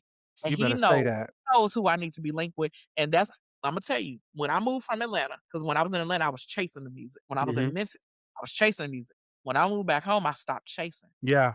These have been the biggest gigs I've ever gotten, and I didn't chase it. That's what's up, Candy. I allow God to do his thing. I'm finna embrace my now. My now, getting my master's in education, had nothing to do with music. I stepped away from it. And then all those little seeds that I was dropping when I was chasing it, I didn't realize I was dropping seeds. Even with you got a podcast now. Like, all these seeds from people that I met, they still remember me because I was content. And I did things as a professional. I didn't say, oh, you're not Beyonce. Oh, you're not Michael Jackson, so I'm gonna treat you like crap. No, every gig, That's true. like it was the best gig, That because I like respect, and I want to do my best. And I'm honored that you trusted me with your, you know what I'm saying? So those people remember me, and people forget as people keep going in their career, they titles change. So a lot of people that I was working, they were assistants and interns back then. Now they are producers and executives and company owners, and they remember me. Yeah. And so that's what's been happening lately. And so now I'm starting to get the big things where I don't have to fuss. I can just come and just sing. That's what's up. Everybody gets. So yeah, that's a long explanation, but no. This is all about you, baby. So I want you to go in when you're explaining and telling us, because this is learning about you and your journey. Because I'm still honored to even be somebody to share the stage with you. So no. So you're fine. You're fine. Yeah, it's a fight with most places I go to. If I don't have representation, or if I'm not working with a great, it's usually a slight fight. Even in engineering, like I was working with one guy. He used to record in rappers. He put like a melodyne that's kind of like an auto tune over the whole track, like the whole. That to me, that's lazy mixing, because my whole track don't need it. Certain parts. That means you would have to listen to the song and find the spots that need it, but you put it over the whole thing. So now I sound robotic a little bit, and no, that takes away from my natural voice. Yeah. So rapper, it works because they're not doing a lot of melody. They just talking, and it makes their voice sound. That's that auto. I don't never want no auto tune. Yeah, and so they had put it over my whole track, and to me that's lazy mixing. So I have to tell them, hey, take that mess up off there and let's go through and listen to where I got pitchy and then put it on just that little section, those little bitty sections. So that takes work. So a And lot of it people don't causes them to be present too. It does. It does. Don't be drunk coming to my set. First of all, they ain't gonna be pissed, and I'm gonna hurt your feelings. And then I'm gonna say, give me all the files, and I'll do it myself. Or I'm gonna go to somebody else. I'm gonna pay. Let me pay you for this 1 hour because you already not doing it right. And let me get all my files, all my waves, and we gonna go somebody else. We gonna send them overseas or something. Right. And then your name not gonna be on it. It's gonna say mixed by CandySoul and whoever I use next. Recorded here. Right. Yeah. Yeah. Yeah. So it's a fight most places I go only because I can hear and I know Yeah. what I want. And God has given me a perfected gift. So Yeah. that's the only thing it takes others to get it, you know, to get it where I need it to go because God created us to be a communal people. But Yeah. if I could do everything myself, every single thing myself, I would. But we do have to work with others because we were created for each other. And so I'm getting better Yeah. at it now. Now God is leading people that are good. And now I agree with you on that point because like I found my way back to music a little bit. I have a friend of mine that came over and we kind of created, something, from scratch. Cause that's ultimately what I want to do because I've always done is had tracks from people and I write to it, but it's their vision. It's not coming from me. And then, like I told you earlier, I always liken it to Joni Mitchell. If she just wrote to tracks, we would never have Joni. You know what I'm saying? And all the other women that have just created music from scratch, like we wouldn't have those people if they weren't allowed. And then I think Jimmy Jam and Terry Lewis recently said something about Janet Jackson. They were saying that she was writing. They gave her props for being like writing the lyrics to her songs, like the songs that we were hearing, they gave her credit because people didn't think that she was writing her stuff. And I forget what it was on that it was something that came across Facebook. And he said that, and I was like, oh wow, because I knew she was writing stuff because I remember them talking about Control and where her life was then. But over the years, she's done stuff, covers or whatever. But majority of the songs that he was saying that she wrote most of them. And then even Mary J. Blige, I didn't know Mary J. Blige was so much of a writer. Ain't either. Mariah Carey wrote everything too. Now I knew that about Mariah because Mariah was a songwriter. Like she would sit down at the piano and sing her stuff. I think she did that for her audition. Yeah. One of her favorite songs of her album is "Vanishing." That I when I tell you, have you heard "Vanishing"? Mm-mm. She's just sitting at the piano singing "Vanishing," and it has got that type of sound where she's like in a studio, and the studio just loves her voice. It was just her like being loud and singing it. It just rang out. It was beautiful. You got to check it out. I'll send you the YouTube thing on that so you can hear that because that song that's one of my favorites when I heard it because you hear Love Takes Time and all those early songs and Vision of Love, but that doggone Vanishing was Mariah Carey piano and her voice, and that was it. And I want to tell you, I'll forever be a fan because of that for sure. So but artists and producers who shaped you. Okay. I'm one who likes those that can do all. So the people that I favor are those they are the singer, they are the songwriter, and they are the composer. So Marvin Gaye, Stevie Wonder, Lauryn Hill, people try to not give her credit, but that lady created the music too. And she showed you on Unplugged when she came out there with that guitar. It was everything without nobody. So she does all three as well. You can usually hear it. PJ Morton. Those that all three, those are the ones that I love connect to. PJ. Oh my God, yes. It's rare that I connect to people that just sing because I don't just sing. So, and I can usually hear it if you've done all three because usually your music, if I take the lyrics off and I just hear the music, I know where the pain is and I know where the happiness is because you created for the lyrics. And then when you sing it because you wrote it, it's got that emotion attached to it. So I usually can tell if you did all three. And so those people that I usually favor the most are those that do all three. So like I said, Marvin Gaye, Curtis Mayfield, Stevie Wonder, PJ Morton, Lauryn Hill.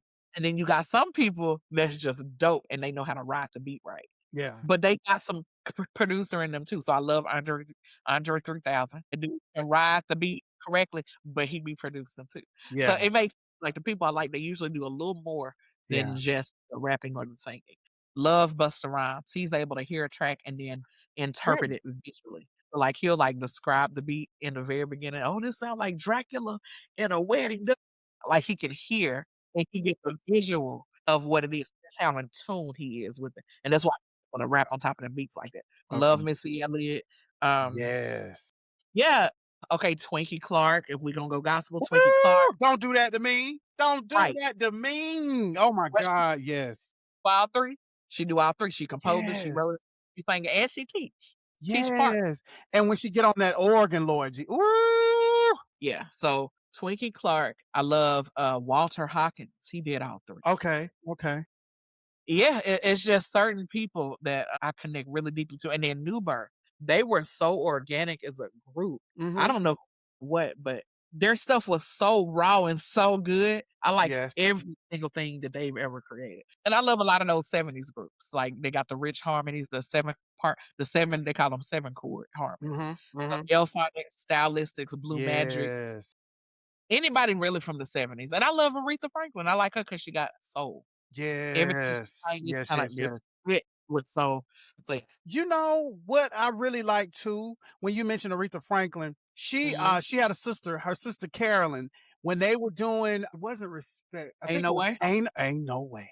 no way." Her And sister they wrote were it. in it because I looked at some footage and they were playing Ain't No Way, and they were in the studio trying to figure it out, and it sounded totally different than what ended up being recorded. And I was just like, "Oh my God." So there's like a And Aretha workshop. played. Yeah, she was playing. She was playing, and she Yeah. plays by ear. Yes, And they were workshopping this song. They were sitting there figuring out. Then she was kind of Carolyn was talking the lyrics. Kind of telling where each part was. And I don't know if they were recording it or whatever. But like I love that part where you already figured out what the song is going to be, what the lyrics are going to be. Now you're trying to figure out you're workshopping it. That's what my friend Lily Lewis. I don't know if you ever heard of Lily. of course Yeah, I that's my Lord have mercy. But they're workshopping a song and getting it to where it needs to be because you can write a song and then record it and then that's it. But like back in the day, it wasn't like that. You had to you get the first verse and then you kind of sit with the first verse for a couple of days and you're trying to figure out if it fits and then you get the second verse. And then usually like when I would write, I would start with the chorus because that would kind of give me a house to live in first, is what I say. yeah, A house to live in first, and then the lyrics is like the windows and the roof and all that type of thing. That's yeah, that's how I like to do it. But yeah, yeah, but like see, I love that part of the songwriting. I was looking at something the other day because I'm in this space now where I'm trying to encourage, writing in myself and coming up with my own melodies and all that type of stuff. And she has and I'm gonna send you that YouTube video. She has a session where she's sitting with one of her producers. He's like on the computer and she's sitting there and she's kind of talking about song structure and then what the lyrics are doing. And he's like, oh, okay. And then he'll sing something and then she'll kind of play it on the guitar. And she's like, okay. But then why would we say this if it's that? And he's like, well, we'll say it because of this, because if we do this, then that's what like a person would actually feel. And I'm sitting there like, my God, because her is yeah, her. Her is yeah, her. And so I've always been a person about song structure and writing songs. I ain't no expert at it, but I feel it and I hear it and I'm like, oh my God. Like there's some great lyricists out there today. Well, let me see. What is it? Ari, what's her name? Lin Ari Lennox. And then Summer Walker. yeah, Like I I didn't love get Summer oh, Walker coming out, but Tiny Desk is where I'm introduced to most of yes, my favorite artists. I love Moonchild, all of them, yes, and it's like, my God. The girls, she said, "I don't want no love, I just wanna fuck." I yeah, was like, yeah, "That's and for a then woman to say that?" but the chords with that song, if you listen to Mhm. just the chords, like, listen to the chords of that song. That's Yeah, what got I'm like, "Ooh, really, I gotta go back and check that out.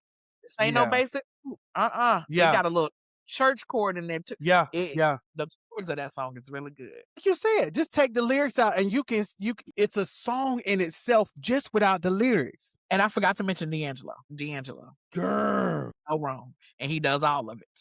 Prince does all of it. Like, those are the people I study. What sends me through is that send it up, send it through. That's church. That's church right Yeah, there. And that you sit down and you cross your legs at the ankle and you let that song just go. When I tell you that album with it's D'Angelo and Vanguard, I think. Have you heard that album? 2014 when it dropped to now. Ooh, girl. And I still got a car that got a CD player. It's the only CD that's still in there. And when somebody say who is D'Angelo or who is Anita Baker, I be fighting mad. Like, how dare you? How dare you? You don't know D'Angelo. You don't know Anita Baker. What?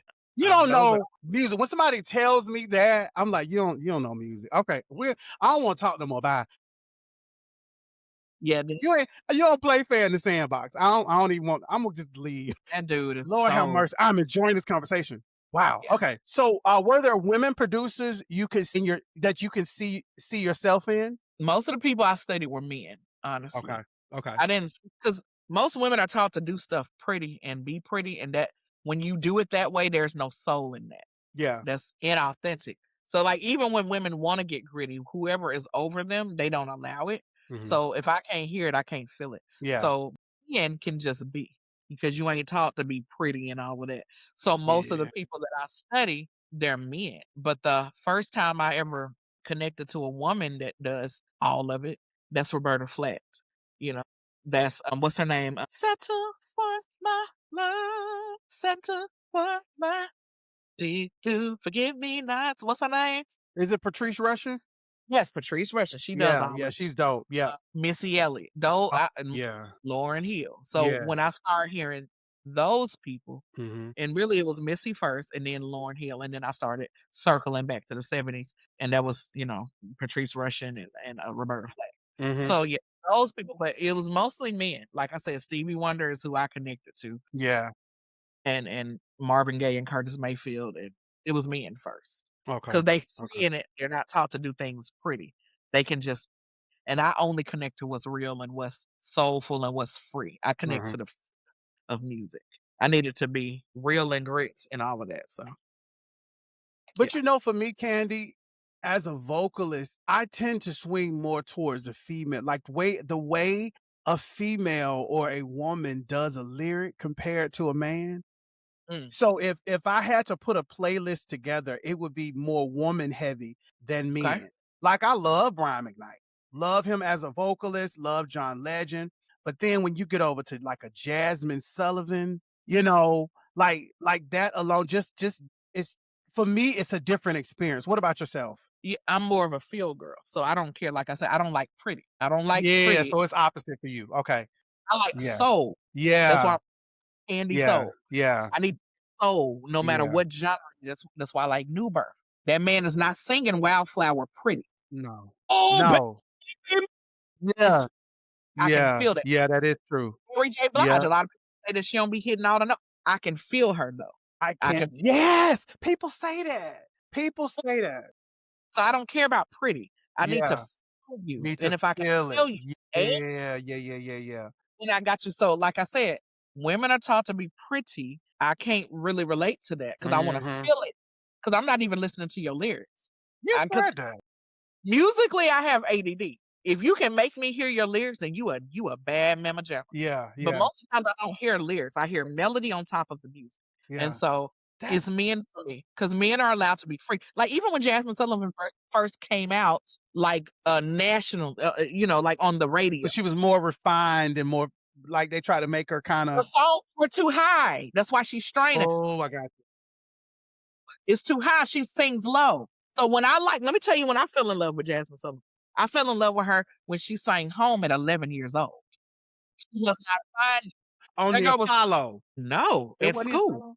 Oh, it was at the school because she was dressed as Dorothy. That's right. Elementary school. And let me tell you, because the notes were too high, she bent the notes and created those unique runs. For example, she said, let me see how this, when I think of play, and I know another fine, like she was doing run. She did that instead of fine. It's too high. Yeah. So instead of, you had to kind of play around and jump up at it. Yeah. That's why Brandy does those nuances that you love. Yeah. It's too high. It's to save it. Save that space. Like a safe space.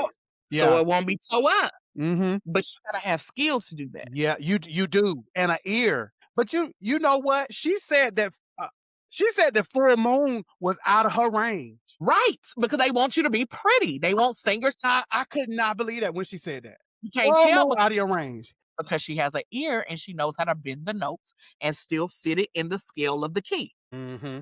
Yeah. It's this key. So in this key, there's many notes. Yeah. So I can go here, and it still sound good. You got to have a skill and you got to be anointed to do that. Yeah. Everybody, Yeah. so they're going to hit it and it's going to sound toe the hell up. So that's why Jasmine Sullivan and Brandy and Kim Burrell, they're all in the same boat. So if you listen, Kim Burrell explains that too. Because they be like, why you do runs all the time? She said, it's not that I want to. Yeah. But the musician can't play. She said that. I saw that. Yes. That's why people do them runs. Yeah. She's like, this is where I want you to be. And then on the, this is where I need you to be. He's singing out the chord broken. Yeah. The musician can hear that's the chord. Instead of her telling them and embarrassing them, she'll spell it out for you. Yeah. That's how her runs came. And she developed her sound through that. She said, I was like, wow. People don't want to sing that way. It just develops because they try to get somebody to do what they ain't doing. And Kim plays too, right? Most of them play that can do it. Yeah. But they don't want to. Just like I played, but I don't want to do that. I want to You want somebody else to play so you could just sing. I get it. I totally get it. That I wrote. So, like I said, I mostly connect with men because they don't have that kind of pressure on them. Women, that's why Jasmine's songs was high. That's why Brandy's songs were high, because they think women should sound feminine. And somebody, I don't know who came up with the rule that feminine is high pitch. You get what I'm saying? But they wanted to be sexy and sweet and da-da-da-da-da. But if your voice, like a Toni Braxton, if you, like Tony's voice is, she said they would always say stuff about her, like she sounded like a man. But I love that in a woman's, like that tone. But that's why it's important who you're connected to. She was connected to Babyface. Yeah. Who and he could interpret that. Yeah. He's a singer. Yeah, and he could pull that out of her. Yeah. That's why it depends on who you're connected to. Like, for instance, Jennifer Hudson has a big voice. Yeah. That's why a lot of songs sometimes don't connect to most people because she's singing big on top of all. And that's it. And it's like Alicia Keys too. I turns it off. I go to the net. You're not finna wear me out like that because I need tone. I need pitch. I need it all. I don't need it loud. It's like, I need it to, I need it all to kind of balance a little bit. That's why when people get awards, they thank a whole team. Yeah. Because it depends on who you pair with. Toni Braxton, had she been paired with the wrong producer, she would have never had a hit. Never. It would have made stuff that's too high. She was paired with another singer who happens to be a producer who don't mind being in the back. So he was able to shape something for her voice and her tone. So all of that is important. So, like, for instance, like with Mary J. Mary J may not hit all the notes, but she was paired with Puffy. Puffy likes to sample. He samples from the 70s. This lady sings soulfully. So you take a 70s song and put a hip-hop beat underneath it. Now you got hip-hop soul, and it works. Yeah. It works. So it depends on who you pair. And then she was, I'm sorry, did I cut you off? No. She was like cultivated in that 70s music, Rolls Royce and all of that. She was so her being put on top of that, it was just like magic. She was already listening to it and singing those songs because her mama played a lot of that music. So it takes so if you're not a musician, whoever you're paired with, they need to study you so they can match your sound. Yeah. But most people are not paired with the right person. So that's why I love listening to people who do all of it, because we ain't got to worry about you being paired with somebody because you played it. Yeah. We ain't got to worry about D'Angelo being paired with the right person. He played it and wrote it. We ain't got to. Right. Like I said, musically, I got ADD. So let me find the people who did all of it and let me listen to them. Yeah. And so I get the people that usually have freedom in their creation is men, because they don't have to be pretty. They don't have to sound pretty. They don't have to have their voice high. Okay. They don't have to look pretty when they singing. Yeah. It just can be. Yeah. You can hear that. Yeah. I don't have to. Wow. I didn't think of that, Candy. Yeah. Golly. But I love Jill Scott. Now, Jill Scott, she because she's an actress, when she I can hear her smiling. Mm-hmm. I can I can hear a smile. Yep. I like her because she's more than just a singer. She's Mm-hmm. an actor and Mm-hmm. a poet and a poet. So Yes. she can take Mm-hmm. Jazzy Jeff's beats and And yeah. wear them out because she does more than just sing. So anyway, it's certain people, but like I said, the people that I really, really connect to are those that can do more than one. Okay. Okay. I got you. I can hear it, you And know. so, have you ever questioned if you were good enough? No, I've never questioned if I'm good enough. I've questioned if other people can see that I am. 'Cause it takes other people to get to where I'm going. I know who I am, but if you don't see it, it may be a little harder for me to get there because now I gotta prove and To convince, you, get I you on board. which I hate doing. Hmm. And that's why I'm so happy and grateful with where I am right now because God is literally showing me the seeds that I planted when I was chasing and was trying to convince and was trying to prove. Some of those people have now and they still remember me. And so Yeah. it's really, really cool this place that I am in life right now because I don't like to do that. I don't want to prove because if I'm trying to prove, that means I'm about to make myself a little smaller so you can see who I am. I don't want to Yeah. do that. You better Look say at that. what I've done and just know. Look at what I've done because that's an ego thing. Yeah. If you want Yeah. me to work for it instead of just accepting who I am and knowing that we can make money together. Like I don't want to prove to you. I don't want to Yeah. listen. I'm not doing it no more. I'm grown. Yeah. I don't And blame you. I'm with you on that. Like, cause even this phase for myself for music, I'm not doing it so somebody, oh, come and listen to my single. yeah, It's like I'm creating whatever the hell I want to create. And if people gravitate towards it, cool, fine. If they don't, cool, fine. I just think that part of being an artist where you like, oh, well, you listen to my single and you got to prove yourself. And I just never like that. I never liked that, and I never could understand when artists would get to that point. Like some artists would disappear, and then come back. And it's like, well, where you been? It's like, you're always on. You're always trying to prove, and then working the single, you got to sing it everywhere and get people to buy it. But it's like all of that takes a lot out of what it truly is. Erica Badu said it the best. It's like, and she was giving somebody advice and she was like, you create the music that you want to create and whoever wants it or likes it will gravitate towards it. You don't make music for people to like. You just yeah, get the art out and just let the art be what it is. You know what I'm yeah, saying? And I said, yeah, wow, that was kind of freeing for me because, I've never had any major singles or anything, but it's good. It's a good feeling when you've created something from your heart and then somebody just love it. You know what I'm yeah, it saying? is. Just love it. It is. They see it, they gravitate towards it. So how has that been as far as you building your sound over the years? When it comes to people accepting it, Yeah. Like okay, gravitating towards it. Like how like do you go through that in your mind? Like, sometimes like I don't know if they're gonna like that. Let me just do it. But I don't know. Well, maybe I could do some horns right here because people might relate to that better. That might sound a little different. Or do you just balls to the wall, just create everything and just put it out? yes, okay. So I've done both, and so Mhm. like with Erica, what Erica Badu was saying, Mhm. like it's kind of hard for me to receive that all the way, only because she has a team. She Yeah. ain't got her team pushing. She ain't gotta go convince you to like it because they finna do it, and Yeah. she can create. If I heard that from an independent with no Yeah. team, it's Yeah. more receivable. 'Cause me and you ain't got no team like that yet.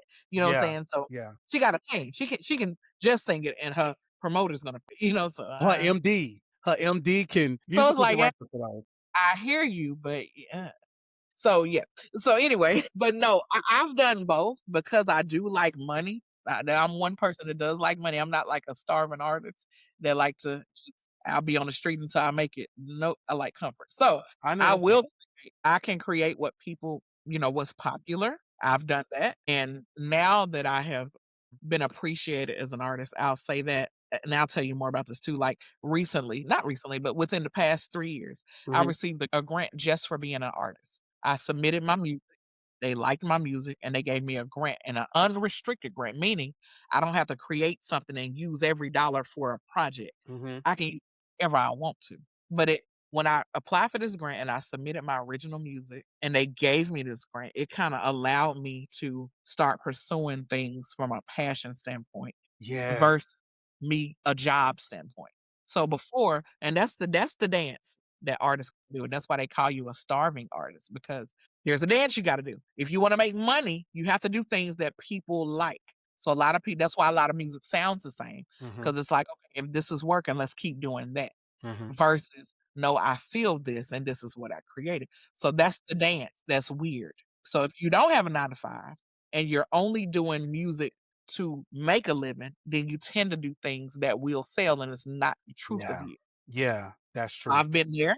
I've been there, and I'm able to do that. Yeah. Now I'm in a place where I'm creating just from passion. It's whatever I came up with, whatever I'm feeling, and that is so freeing. And so that's the dance that most artists have to figure out. How do I keep making art and take care of myself as well? And that's the hard dance, and that's where that whole starving artist came to be. And I wish there were more things in place, like a union Yeah. for music people. Yeah. They got one for actors, they got one for work people. Music don't got one, and I wonder why.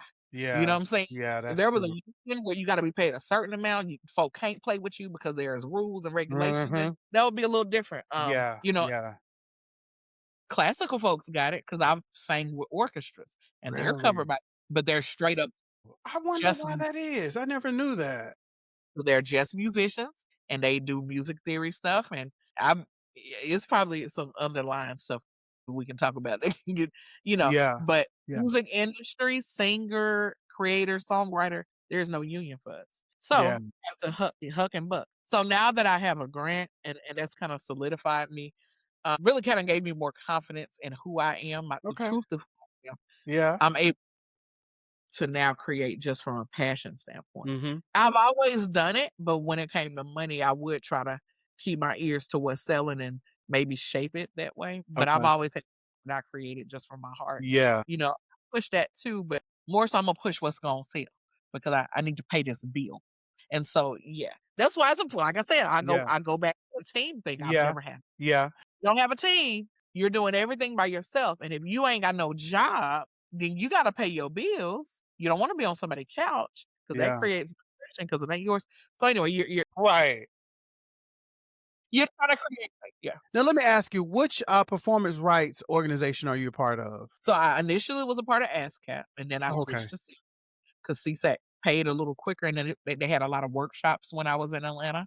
So it seemed like they were trying to help the artists more. Okay.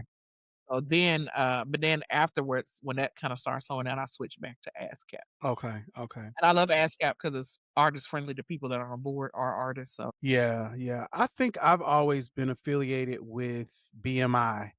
mhm. But I've not written anything or received any residuals or anything, but, like, the first album that I put out in, I think, 2006, I was, put out that first album, but it was registered under BMI. So I wonder Mhm. what the difference would be between those now Yeah, versus so back BMI then. Mm, is represented by the people that play your music, so they're represented by the radio and companies, like executive type people, so which is good because now your music being heard and filtered through mhm. executive people that run stuff. Yeah. But ASCAP is ran by artists, writers, Gotcha, gotcha, gotcha, creative. gotcha. So that's why you get paid a little quicker with them. Like they're listening from the standpoint of an artist, they're making rules from the standpoint of an artist. And then CSAC, because it was the lesser of the three, because they want to keep you, they had a lot more artist friendly things. They would do a lot of workshops and Mhm. hands on. If you call them, they gonna answer you. Okay. Okay. That's what it was when I was there. So I don't know what it is now, but that's what I remembered, when I Okay. first got. So let me ask you, how did you push through imposter syndrome? How did I push through imposter okay. I've always known Mhm. who I was. Like I said, Mhm.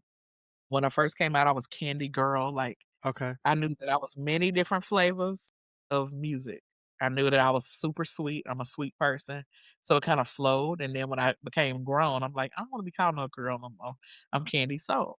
And I use the word candy because I'm many different flavors of soul, from Come country on now, flavors. to gospel to R&B to hip hop to rap. I do all of it. So I don't want to be categorized in one genre because I sing everything. But when I do sing, it is soulful. But I can sing any genre of music. So Mhm. I've always known who I am as an artist. So the imposter thing, I would only do the imposter thing sometimes when it came to writing the song. Like, what's selling? Okay, they got the triplet thing going on right there. You know, when the Amigos came out, it was triplet feel. So, okay, let me write a song similar to that and try to get it in a movie or something because I'm catering to who finna buy it. I'm catering to what's gonna give me a check. You know, imposter syndrome only comes if I need some money. But if I'm comfortable, like I got a 9 to 5 now, you know, I'm learning how to get grants. I don't do no imposter stuff now because I'm not chasing money. You only do it when you're chasing something. So when you're not chasing and you got your bills paid and you know you comfortable, then you can just totally be you. It's only when you push against the wall that you become an imposter. So. Yeah. Yeah. Yeah, and I totally agree with you on that too. I think for me, it's always been when I've had to be on a project and I'm like, well, am I? You know, or if there's other singers. Because usually when you're auditioning and there's other singers, I would get intimidated because I feel like, oh Lord, you know what, when my voice ain't good as theirs. I remember going to, and this was really validating for me. I remember going and auditioning for American Idol in New Orleans. Like this was before Katrina. And, when, got there, was staying by my cousin in Baton Rouge. So I would drive that hour back and forth. That was grueling. It was such a cattle call. But we spent maybe 2 or 3 days going through rounds of auditions and all this type of stuff. Was it like that? I think it was probably 2. So you getting to know the people that you're sitting with. So all of a sudden, when you come down and audition, you're in this group of 4. So if you go to the right, you're going home. If you go to the left, you're going to the next round. So I done got to know these people. And then, we don't become friends and everything and just talking and everything. And then everybody sang. And the next round, I was going to the left by myself. I was like, what in the world? And then when we got to the next round, it was like a whole nother, maybe 100 some people still waiting to go to the next round. So you weren't special at all. I felt special. Like in that 1 second, I was like, but this is when I think it was Carrie Underwood when her season, that was with the season she won. Girl, I felt like I was so special. I was like, Lord have mercy.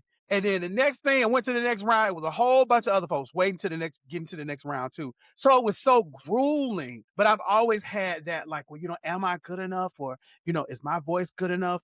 And I don't think that ever goes away with me. I don't think so. Do you think it goes away? It only goes away when you're doing stuff for someone else or for something else. Okay. American Idol is not yours. It's a company. That's true. Try to get what they want to make it on their show. Yeah. So that's what I'm saying. Whenever if it's not yours, usually you're gonna imposter just a little bit if you come from the business world. Yeah. You work a 9 to 5. Yeah. So you understand, let me give my boss what they need so I can keep this job. Then you got folks from the country that ain't really done a whole lot. And they come being themselves and they end up getting on the show because they're not impostering because they don't really work. They don't know it. For example, Dolly Parton. She from the mountain. She from the mountain. She wasn't around and she wasn't around competition. It was just her family. Yeah. Whenever she walked in the room, she didn't know nothing but to be herself. The first she started changing is when she saw the streetwalker that was a hoe. And she thought she was beautiful because she had platinum blonde hair, red lipstick. Started altering herself because she liked that look. But when she first got on the Grand Ole Opry and all that, like she was just herself. She was a songwriter. And she's a songwriter. And a musician. My God. And she plays. But she wasn't around competition. You get what I'm saying? Yeah, I get it. You couldn't do nothing but be yourself. But if you know you're going to Idol and they're picking people, then of course you're going to be aware of, do they like me or not? Because I got to get chosen.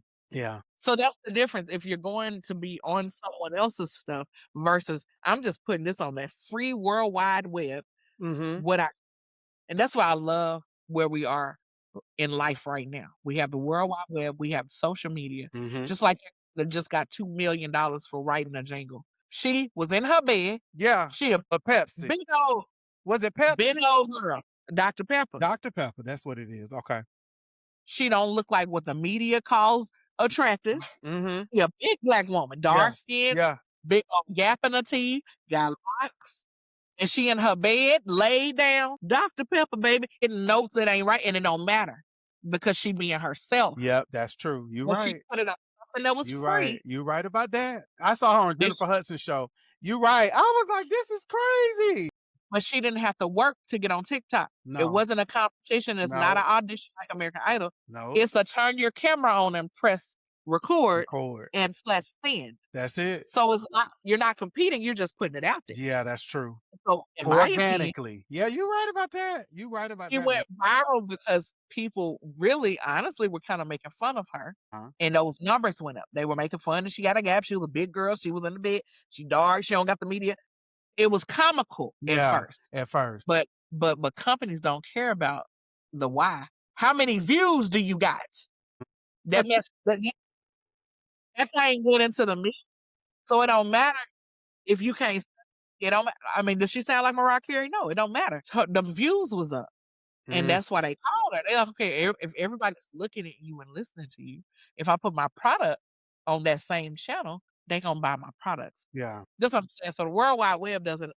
You don't have to go through an initiation machine. You just record, like you said, and press it. And that's real. And I think that's where, a lot of these people come from, like, especially artists. Like, I've seen there's an Instagram page I follow, and they kind of like show different artists that's just doing their thing. And I'm like, is it, they have range? I think that's the page. They have range. And they just have people. Lauryn Hill just brought one girl out that I follow on Instagram out at the Grammys to perform. So that's dope. And this girl she was singing some song. What was it? You got whose song is that? I think it was Coco Jones' song. She was singing it on Instagram. The girl was singing her face off. But that's the girl Lauryn Hill brought out at the Grammys to sing with her. And I was like, wow. Like, there's so much more untapped talent out here, man. And it's like, there's room for everybody. And I just wish everybody would get a chance to be displayed. Because like when I hear new stuff, because I listen to a lot of piano and Afro deep house stuff from South Africa, mostly. And I'm like, why are they not playing? Like, them folks on something else that ain't like what we listening to here in the States. Like some of the trap music and stuff. They own something like some of the beats I hear, Candy. I'm just like, where did you find that? Like, where did you go and find that? Because they have, it's just so dope. And it's years ahead compared to some of the music that we listen to on the radio and that we find popular. It's so much more complex. And I think that's what feeds my soul right now. It's just that type of music. So I'm on the Spanish kick right now. Like, you know what? And what's his name that played at the Super Bowl? I don't know about Bad Bunny. It was jamming. It was jamming. I got to get me I got to figure out what this Bad Bunny is all about. I really do. And I was like, he didn't sing nothing in English? How y'all do this? Now, that was a ploy, though. That was definitely a ploy. Oh, okay. What's going on with Ice? Come on. Yeah, like, I was just like, nothing in English? But I got to get me some Bad Bunny. Subtitles, too. So, to me, it was to rub in the face. Y'all got this Ice stuff going where you trying to take Spanish people out of America. I'm going to do my whole show in Spanish with no subtitles. We on the biggest stage in the world. Smart move. Espanol. It was definitely a political move. Yeah. Yeah. But yeah, I love listening to different cultures of music. Like you said, me too. Love. Yeah, me too. Me too. Very, very good. Like my taste is eclectic too. Anything that feels good, I'm gonna gravitate towards it. And that's why I love where we are in life right now. Like, you can just put out on social media. You don't have to play to nobody. No. You don't have to audition. No. You just put it out. Put And it out. that's why I can connect with Erica about it, because that's what social media allows you to do. Yeah. It allows you to just put it out, and whoever finds it, finds it. Yeah. You know?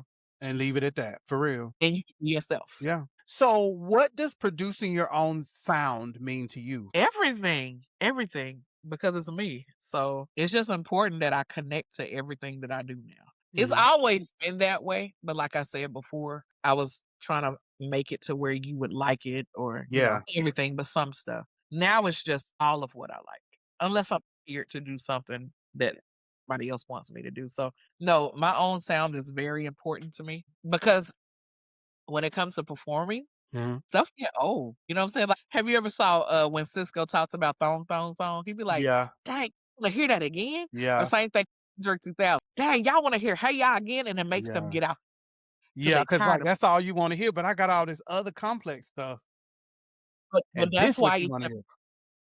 but that's why it's important to Mm-hmm. create stuff from your heart, Yeah. not something catchy. Ooh, that's catchy. Let me do that. No, did your heart connect with it? Because when you create stuff from your heart, you can perform it forever and never get tired of it. Yeah. You get what I'm saying? Yeah. Like if you try to make something catchy, then that means you're trying to make something that everybody like. Like jingles are catchy. I want to make Yeah. something everybody I can remember. Yeah. But when you make it something that came from your soul, you never get tired of singing it. Just Yeah. like that Lily song. Yeah. Yeah. You already know how I feel about that. Do you remember we sang that at the little five spot? I think we sang that. Yeah, it Yeah. ain't little no more. Everybody go there now. Yeah. We sure and Yeah. I still remember it. Yeah. Yeah. Yeah. Beautiful song. Oh my God. Shout out to Lily Lewis, Lord Jesus. My But God.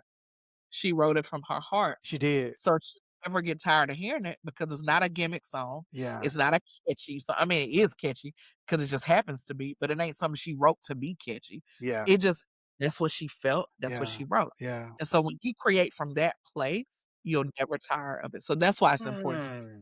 Everything I sing, I want to enjoy every single time every single time I sing it. I don't want it to feel like work. And so that's why it's important for me to connect to every single thing that I Yes. Yes, yes. And so let's see. I'm gonna skip around here. What needs to change? Let's just go there. What needs to change as you see it? Okay. Beauty standards. Beauty standards needs to change because that creates a barrier. Mm-hmm. If you need me to look a certain way before you put me in front of a camera that's going to be showcased to millions, then you're hindering people from being heard and seen by the masses. Mm-hmm. So Mm-hmm. in the 70s, that's why the music was the best back then. They did not care what you look like. It was grandpa singing. Rufus, that was an old man. Yeah. Like old folks singing, people Mhm. with missing teeth singing, people that just look regular. Yeah. It wasn't no standout beauties. Yeah. I mean, you know what I'm saying? People just Yeah. look regular, but they had the gift. Yeah. And that was more important then. If they went by, do you meet this beauty standard? Ooh, are you a sex symbol? Or if you're not, we're not gonna let you in. Do you know how many people we would have never heard? Yeah. That's true. We would have never heard most of them. So if you remove, for example, and I hate to use this example, but it's real because she complained about it. Indy Irie, and then you got Alicia Keys. They both came out around the same time. Yeah. They both were nominated for the same type of Grammys. Mhm. Only one person every time. Okay? Because the standard of beauty, like long hair, skinny, da da da. You know what I'm saying? So Yeah. if you move that dumb stuff out the way, that petty, what is it? What's the word? Male I don't know. chauvinistic. Whatever it is, like Mhm. if you move that out the way, then we're gonna hear more talent. You know what I'm saying? Yeah, I Like believe I that. said, I do. Dr. Pepper Baby, that thing blew up because people were laughing, but it was Mhm. enough people laughing that the views went up. So Yeah. either Yeah. you gonna win by your numbers, Mm-hmm. you gonna win by your beauty, Yeah. or you gonna win because you got the total package. It's too many rules. Okay. If Yeah. you move the rules out the way and go with what you feel, that's why I like soul. Yeah. Soul is strictly if I What you close my feel. eyes, can I still feel it? Can I still feel it? If you take the lyrics out, can I Mhm. still feel it? Yep. If I only hear the words and the girl singing and you take the music away, Yeah. can I still Yeah. feel it? Yeah. Because what you feel on a soul level is human. Yeah. I agree. Because we all have a soul. That's kind of what makes us different from everything else. We have a soul. So that's why soul is so important to me. So if you remove the standard of beauty, and if you remove that first, let's just keep it simple. Mm-hmm. Remove the standard of beauty out the way and go with what you feel. Did you feel that? Did you connect with that? Mm-hmm. Let me put that on my platform. Right. That's showcase to millions. I agree. We'll go so much further. That's why a lot of times it's hard to feel music now. Like you said, ampy piano, you going out the country to feel. You going out the country to feel.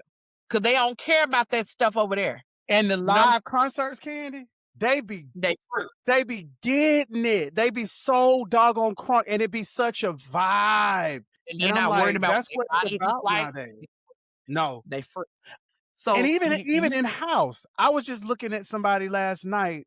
This guy, something Hunter, something Hunter. It's a DJ out of Chicago, I think. And them girls was walking around, had their bellies out. They had a belly ring, and they was thick, and everybody was just mixed in. Nobody was looking at each other all funny. It was like, and the vibe was just so. And I think that's where a lot of music is going now. Like people are trying to get on to that Afro beat, house type of thing.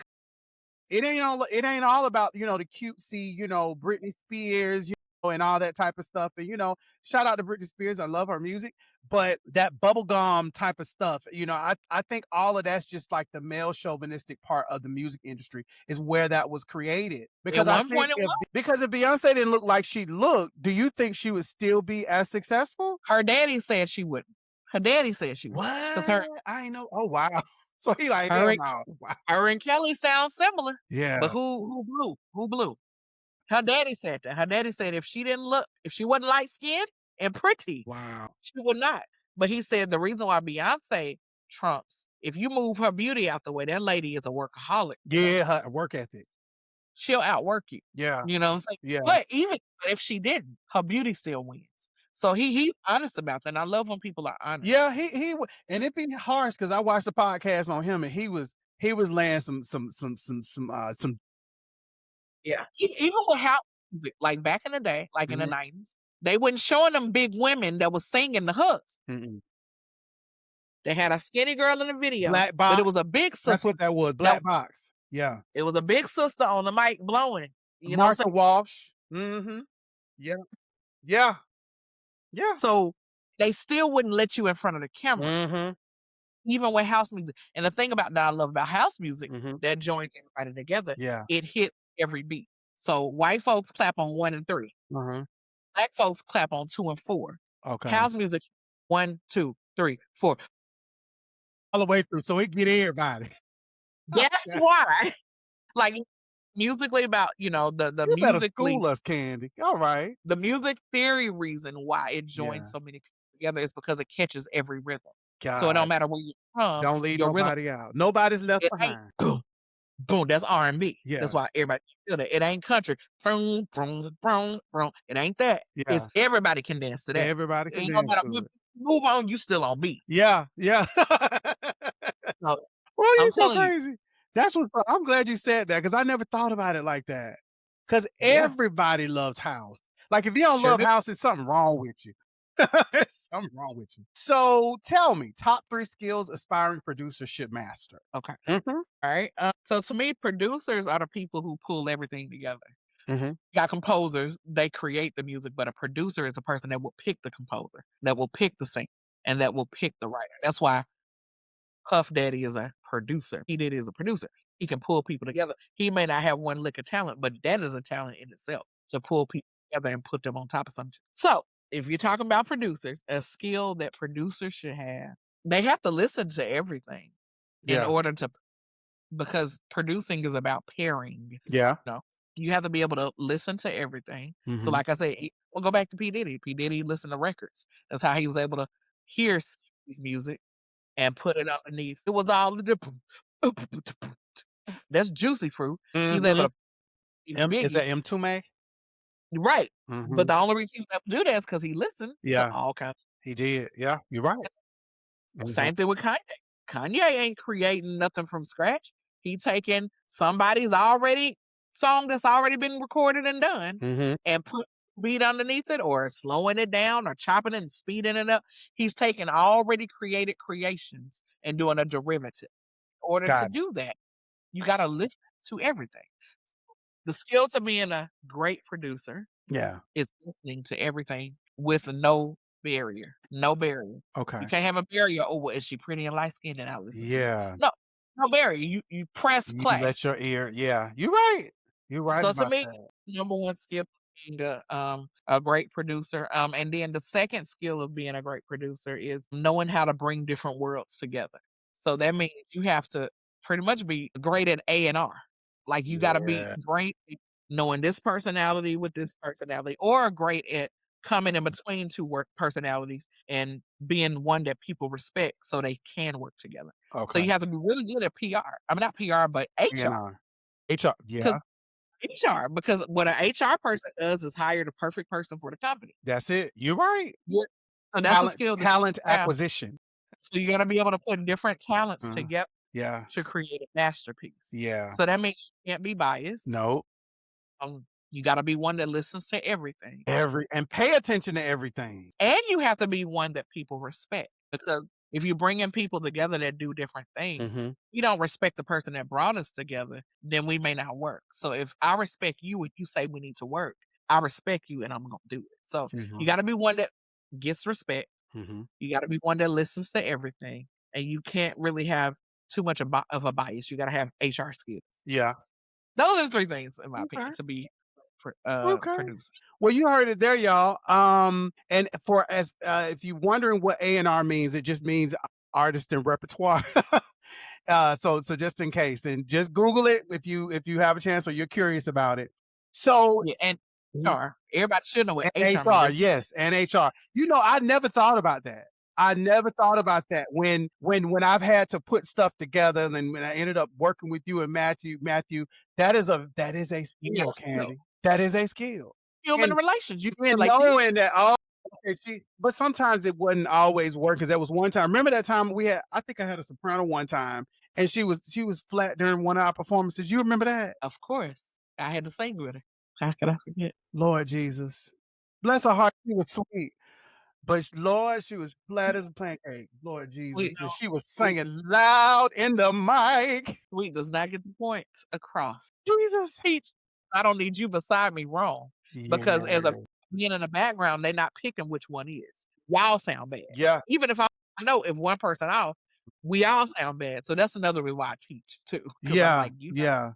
Ooh, I would love to see you in a session. You probably, and I know I know you ain't mean, but you say like exactly what they need to know. And I love that about you, because I never took offense ever. If you were like running one of my rehearsals or what, I never took offense. I just fell in line, because you were right. You were right, and you proved that many times over. So I never felt no kind of way. But y'all, we're moving into a new section. So us at the Painfully Honest Podcast, we've created a new a new music segment. And so we're calling it Drop the Needle. This is the moment where conversation meets creation. No filter, no industry spin, just the artist, the intention, and the sound. So we're going to drop the needle. So Candy, kind of tell us about what we're dropping the needle on today. Tell us about your single that we're getting the honor of world premiering today. Yes, y'all are the first to hear this. All right, so the song is called Found. And where I am in life right now, I'm ready to be found by my special lifetime partner. Come on, found. Yes. And I believe if you can believe in speaking things into existence, like if you understand, like even in the Bible in Genesis, God spoke this world into existence. So our words are powerful because he created us in his own image. So if he spoke the world into existence, we can do the same thing. Come on. Which means I believe in singing things into existence. Yes. So I'm singing about being found by my special one and what it would be like. And that's what this song is about. It's called Found, being found. Okay. I'm so glad I've been found. I'm singing as though I've been found. So, okay. Yeah. All right. We are debuting CandySoul's new single, Found. This is a world premiere, a Painfully Honest Podcast, and we're dropping the needle. Check it out.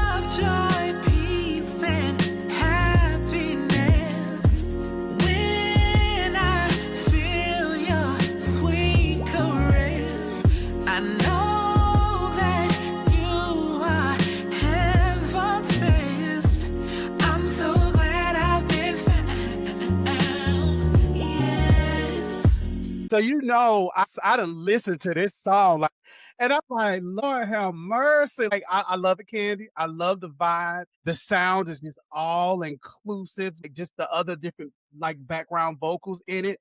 So tell us, when does it drop? Where will we be able to stream it and support you? Thank you for appreciating it and loving it. That makes me feel so good. Yes. 'Cause you're the Yes. first person that I've allowed to just play it and all that. So I'm so Yeah. grateful, and I respect your ear because No you so problem. talented. No But yes, problem, boo. my goal is to drop it this year, Okay. sometime this year. Okay. If I can drop it within 3 months, that would be great. Be on the lookout for that, and you will be able to find it on every platform that sells music. So that's iTunes, Apple Play. What else we got? Amazon Every Music. Yeah, all of it. Okay. Awesome. Everywhere that Okay. sells music, you can YouTube it and all of that. So yeah. Okay. So when you do get ready to release it, let us know because we'll support it, here on the podcast. If you get ready to release it, you can come back, with Yes. another single, whatever. We have an open door policy for the Painfully Honest podcast. So we're gonna continue. We have a few more questions we want to ask you, Candy. So how would you describe your sound? Like what we just heard. Is that a true like a depiction of part of your sound or just like kind of tell us um about your sound? Like this is one of the first songs that I've written that sounds just like me. Okay. Like how I sound right now. Yeah. Because a lot of times I just want to write a good song. Mm-hmm. So I'm like, I'm making it good. And then sometimes I'm like, ooh, I forgot that I gotta breathe through this. Yeah. But like this song is how I sound, how I breathe right now. Okay. If you listen to it, when you listen to it again, it sounds like you're breathing. I look in your eyes and Right? everything, everything is like this, like a Yeah. vibe. Yeah. Yeah. So it sounds like you're And it's breathing. sexy because you're not belting. You're like, I'm looking your eyes. It's like really like you're liking somebody or you done found me. That's how it feels. That's really how it feels. Yes, Mm-hmm. awesome. But yeah, with this song, what did you ask me? How would I describe my sound? Yeah, yeah, yeah. How would you describe your sound? Okay. My sound is soulful and sweet. Okay. So CandySoul. Candy is sweet, soul is soul. Okay. And so it's soulful, it's sweet, it's silky, Okay. Yeah. but then I can get gritty too. Like I be hollering too sometimes on something Okay. like that. And that came Yeah. from me doing musical theater. I Yeah. actually was soft and sweet all the time until I did Dreamgirls and they casted me as Mm. Effie Hollering. Yeah. And that's when I tapped into that, and I didn't realize I could belt like that because Yeah. I don't write like that. Yeah. And so now I got songs where I'm belting and hollering a little bit, hey, Mhm. mostly soulful, sweet. Mhm. That's my sound. And yeah, Okay. sultry, sweet, and soulful. Okay. Okay.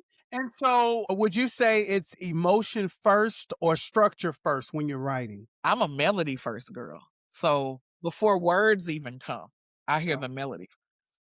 So like this song I heard, yes, just that. What? Just 2 notes, and then I beat. Because if you listen to the hook, I'm going, "Yes," all the way through it. Uh-huh. 2 notes. Yeah. Yes, and even with that, it's dynamics. And then Uh-huh. I built melody around that. I look in your eyes and yes, then I see. So, yeah. Okay. So I come up with melody first, Yeah. and then I'll add the lyrics to that, and then, set it on top of the groove or whatever. Or sometimes I'll hear the beat, and then I'll just do a melody take on top of with no words. Just getting the rhythm and the melody, and then I'll add the lyrics. Whatever the music makes me feel or whatever the melody made me feel. So Think that would be so interesting to watch you be in the studio. So you probably think about doing a documentary on that, boo, because I would okay. love to see you in the studio doing your thing, and then watching you at the boards orchestrating, like telling people what, because you do it all. So I think that would be so fascinating to watch. Because I've always been a person that love to watch behind the scenes. So Yes. I need to do that. Yeah, I would, because the thing is, a lot of times people don't show that part. They always want to show them on stage being cute and pretty, but it's like the part where you get writer's block. Like, what does that look like? When you've worked on a part of the song so much, and then it's like, we're gonna come. I've been working on this all week and I don't get it, because that happens. I hear so many artists say that. And even when they have recorded songs for the album, they've recorded 400 songs. Jill Scott said David Banner, was it David Banner? I think it's David Banner. No, yeah, David Banner. He sent her over 400. She said it on one of the podcasts. He sent her 400 tracks. Wow. 400 tracks. And she said that he would have one track, and then he would do a spin off the track she just heard, and then another spin, and then he would create something else. And she just had all this stuff when she was recording, the album that's about to release, I think tomorrow. I think it is tomorrow. No, the 13th. And I'm just like, that's crazy. So she had to sit down and go through that. So I imagine what that process looked like. Like, I love that part where it's like, because like, I don't know if you've heard some of her stuff, but she's got one song called Pressure. Pressure is do this. Is this what they do? Yeah, pressure. That pressure to be just like them. When I tell you, I feel it. I needed that in my. I'm ready for that song right there. And if you listen, she is just flowing. Yeah. She's flowing. Yeah, it is, and it's more like a rap. It's more rapping than singing. She's not really singing. The background vocals are singing, but it's like the verse comes in, and then when she hits the second part, I wish I get it. It's like, it's more, so much pressure. It's like when she starts that second part, it's like, man, I ain't studying. This is pressure trying to be like you. I ain't got no time for that. So yeah, I love the song coming up. I really, really do. I can't wait. Can't wait. She said it. And that's why it's important to pick good tracks. Yeah. She set to a groove. If you move her melody and lyrics off, the groove is still the bomb. That's why I love you. He's good at picking tracks, because it's a groove, and the groove ain't just a bass. It's changing chords. So she can't be basic on top of it, because the chords are moving. Yeah. So like whatever she said, you wanted me to yeah. I guess I can't. So much pressure to feel just like them. Yep. He has a blue note in. Okay.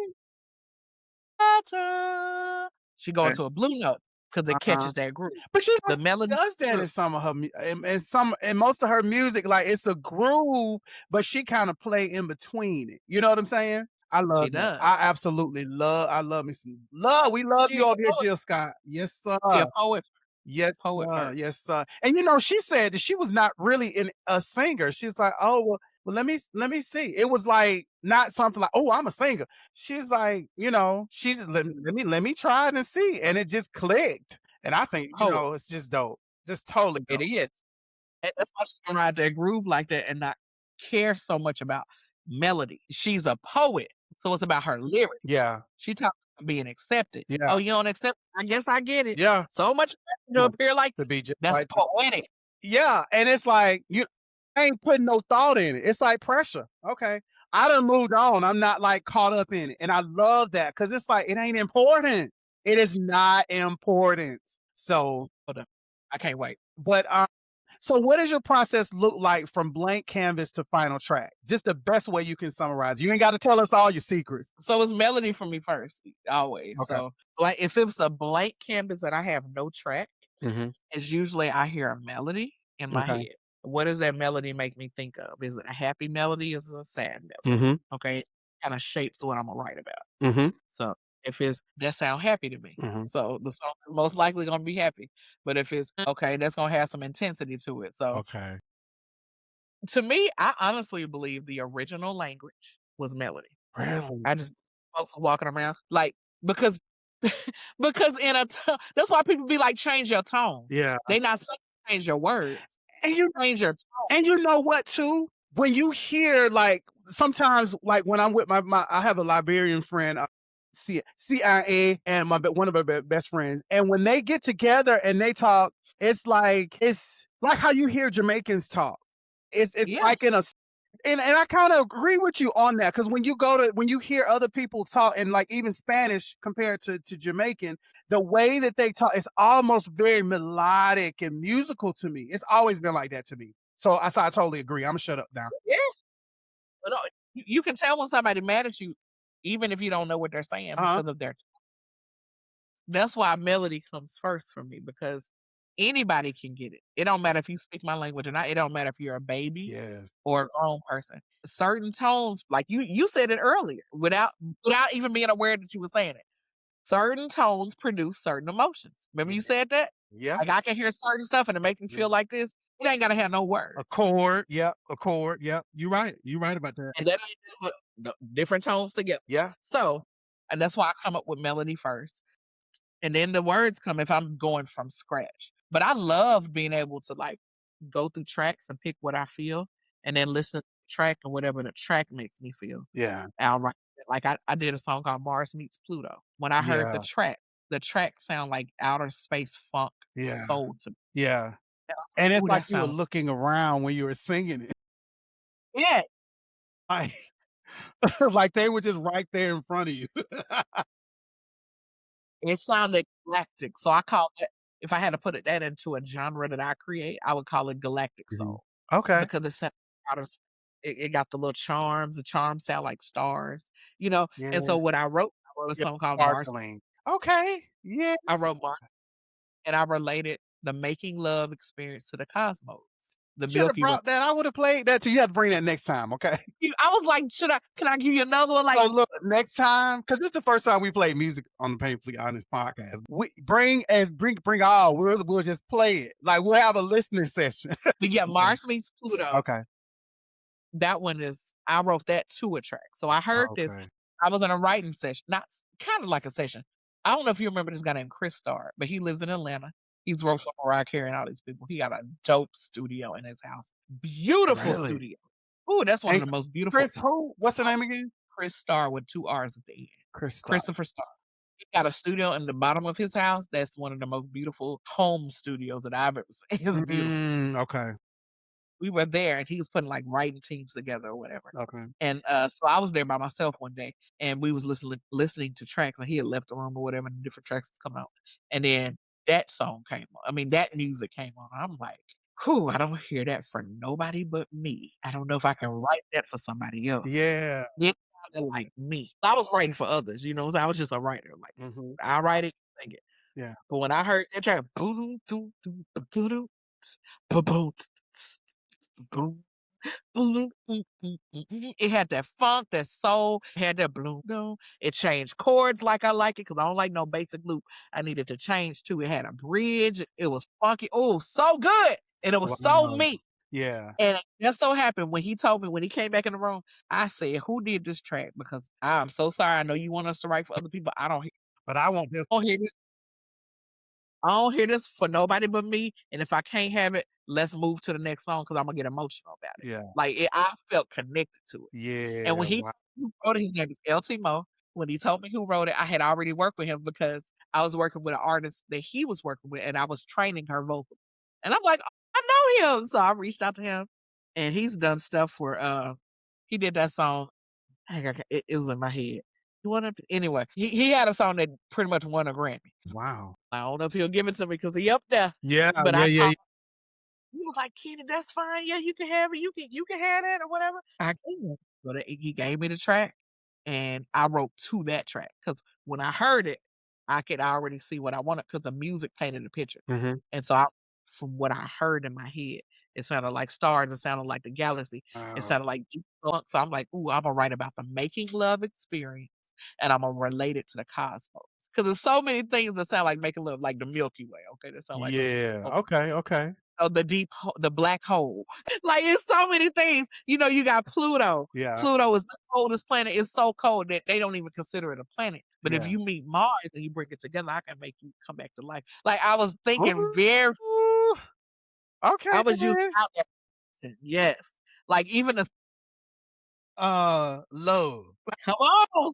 Come on, because even the second verse say, then spontaneously combust together. Like it's so. Ooh, yeah, Candy. We need that next time you come back. That got to be on the playlist when you come back. For real. Like so we can, because when you're talking about it, I want them to be able to hear Want it to because hear you dope. You dope, friend. You you? dope, friend. I'm telling you. And I'm not just blowing smoke. You is dope, friend. Well, Mars meets Pluto is out. If anybody wants it, you can just search it. Just search Mars meets Pluto CandySoul. It pops right up. Okay. So even on YouTube, CandySoul, you can but bro, we want them to stream it where they can buy it and you can get, money from it because they need to be buying your stuff, not just listening to it, but enjoying it and showing support. Hey, streams equal payments. Yes. These days. Yes, they do. So, Yes, they do. Okay. Analog or digital? okay. So the stuff that I study and love is analog. Okay. Basic. Like the people I study and adore are from the 70s. Okay. And analog was all they had. So you had to be good because we ain't recording it over and over again because you had to get it right one time. So I respect analog and I respect the sound. But I love digital because I'm someone who, if I ain't got to be there all day, go, thank you. I'm like, yeah, ain't that how they say it? Thank you. Let me record my part to be out. Okay. So I do. I love digital because you can get a cleaner sound and you can do things quicker because I'm ready to move on, especially with someone who stacks a lot of vocals. I love stacking harmonies and all that. With digital, it allows you don't have to go back and play it from the very beginning just to get to that one part. You just go back a little bit and cut right there. So I just like what digital allows you to do faster. Got it. So I would say I'm more of a digital guy. Okay. But I respect analog because you had to have it for that to work. So headphones or monitors? Okay. So headphones allows me to hear imperfection. Monitors is cute, it gives you that club vibe, but I'm more of a car girl. Okay. I'm gonna go to the car and I'm gonna put everything at 0. And if it sounds good at 0, then I know it's mixed right. If I gotta turn up the bass just to feel it, you ain't mixed it right. You ain't mixed it right. That's why it should be when I turn it on, it's right there. I get it. If I put everything to 0. So if I got like the bass at 5 plus 5, I'm gonna move that to 0. If I got the treble at -3, I'm moving it to 0. I'm putting everything in the middle. And if it sounds good with nothing at, then we got a hit. So headphones already has been amplified. So that's a lie. So if it sounds good in my headphones, it's a lie because it's coming through filtered. It's coming through a filter that's already been EQ'd. So that's So if you playing it on monitors, it's coming through something that's already been EQ'd. Yeah. No, I don't want to hear nothing added so I can know if you mixed this right. Mixed it right. That's it. Talk in the studio. I'll turn the inch up, and then you play it in the car and it sound like crap. No, like I'm not an ego. You can't gas me on no ego. You ain't to be played with, friend. I already see that. No, that's why I send it to my email and then I'm gonna go to the car. Yeah. And then I'm gonna turn thing off because I got my stuff EQ'd certain way. I'm gonna take all that stuff presets off and just play it and see how you see. That's a good tip because once I start getting my music ready, I got you. That's a good. But that's a good tip. That's why Dr. Dre is so respected. If you take anything Dr. Dre has produced and you put it at 0, that bass is still knocking. Everything is still good because he's really, really, really good. To me, like outside of producing, to me, he's a masterful mixologist. People don't talk about he's a producer. He works with other people that can play. It ain't him doing all that. Yeah. He's a masterful mixer. Yeah. His stuff sound, his bass is knocking when you turn the bass all the way down to negative. Wow. The bass still hitting. And when you turn it up, it's not rattling either. So that's why I respect it. And his stuff's closed. There's not a lot of air. It's very tight closed. And his stuff knocks no matter where you got the level. So I'm all about the mix because you can have a good song with it. If that thing ain't mixed right, your song can be crap. Yeah, yeah. And everybody can hear it, especially with your ears. It'd be like, that ain't. Get it ready. No, once I get my stuff ready, I'm gonna send it to you because I need you to go through it and let me know if I done wasted my money on some of these folks. Yes, I just gave y'all a good secret that nobody would ever tell you. If you put everything, you probably need to put that on there. And I was going to say, if you give another secret, you need to let them pay for that secret, Ken. But give all your secrets. We are painfully honest. So if they happen to listen to you, they're gonna get some good jewels that I'll probably put like in an audio so I can see because nobody knows that. Yeah. And nobody told Nobody You trained had me to on that. figure that out. Yeah, that's stuff that people need to be paying for, Candy, for real. Because I'm Okay, pretty thank sure you. some of these folk got Grammys right now. Probably ain't, have some of the folk with the ears like yours. You are, yeah, like I said, them ears is bionic. For Thank real. you, For real. I love you understand. Like you get it. Yeah. Oh yeah. So first plug in you grab. First plug-in I grab Mhm. is an audio engineer. Okay. Look at you. Come on with your I'm questions. trying. I don't know what it means, so educate us. Reverb. Okay. Reverb. Okay. Wet me up. So without reverb, you sound dry. I know. Come on. I mean, we done leaned in now. Wet us up. Go ahead and tell us about that. So without reverb, you can sound very dry. Reverb adds a slight echo. You're in a hall or something. Hey, you know how people like to sing in the stairwell? Yeah. Yeah. Kind of what reverb does. Okay, I got you now. Okay. Okay. Yeah, I It got makes you. your voice project a little more. That's why people like to shower because you're in the bathroom. Yeah, that's it. That's Like, it. if you notice, when you're in a studio, it's a padded room. Yeah. Sound is not escaping. It sounds very closed and dry. And the reason why is because I can add effects to it. I can get a dry, clean vocal. Mm-hmm. I'm not like somebody kicked the door or is not picking it up. It's being absorbed by all them cushions. Mm-hmm. So what reverb does, it adds air. It adds a Mm. it wets your vocals up just a little bit and makes it sound more rich. So reverb would be the first thing that I So let me ask you that part where it's when people turn their record on and it's like crackling. What is that? Like when you, that crack. it's like sometimes they'll put that effect in a song when they're. Who did that? It gives it more like a vinyl sound, I guess. That's what it is. That's vinyl. If they got the crack into it, that's a needle But to vinyl. I love that. Like when somebody like when they put it in a song and it's like they're putting the needle on the record and it just Yeah. starts playing. It gives a very nostalgic sound. I love that sound. Some people have done it in a song. I can't recall them right now, but I've heard it and I'm like, wow, that's dope to have that sound because it makes it sound very, very nostalgic. So dream artist to produce. Dream artist to produce. Mhm. Ooh. You are asking me questions I ain't never been asked. That's awesome. Okay. You give me my producer bag, not the singer bag, which I love. Okay. Yes, Okay. yes. That's good. Dream artist to produce. That is such a good question because I listen to people who do that. So I would have to tell you someone who doesn't do that. So I could produce them. Okay. Okay. So let me think. And you need to know this because these folks is this going out into the world. You like you say, you sing what you want. You need to tell them because they need to be on your roster right now. They need to be knocking on your door right now. Candy, we need you. That is really, really a good question. I have never thought about because I listen to people who produce, so they don't Mhm. need me. Oh, that's good. Okay. Let me think. Okay. The first person and the only person that's coming to my head right now is Summer Walker. Really? Okay. Yes, because she's a singer. Yeah. She plays like guitar and stuff, but she's a singer. She's not a producer or anything like that. So her voice, without her trying, is already velvet. Yeah. I love You it. don't try.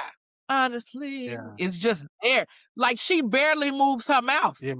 Yeah. Especially because she got social anxiety. Yeah. She not looking at the camera. She not trying to be cute. Like she barely does anything, and she still sounds freaking amazing And to me. I thought I She's knew tolerant. something. It was something different about her when I saw her tiny desk because she was sitting there like a little girl. She had a book bag and she was just sitting there or whatever. Talking about she didn't want to fuck. She just want to make love. I was like, whose little girl is this?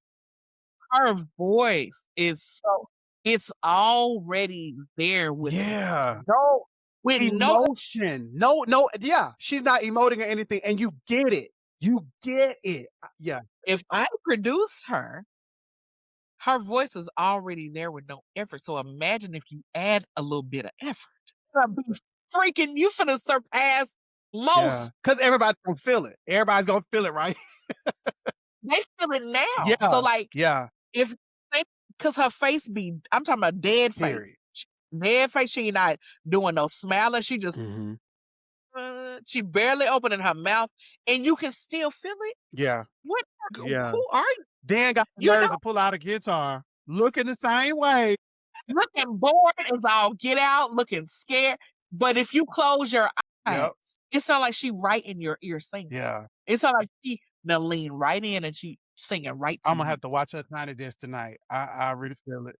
That's a God-given anointing right there when you put no effort and you sound like so if I was to produce her, we about to put some effort in.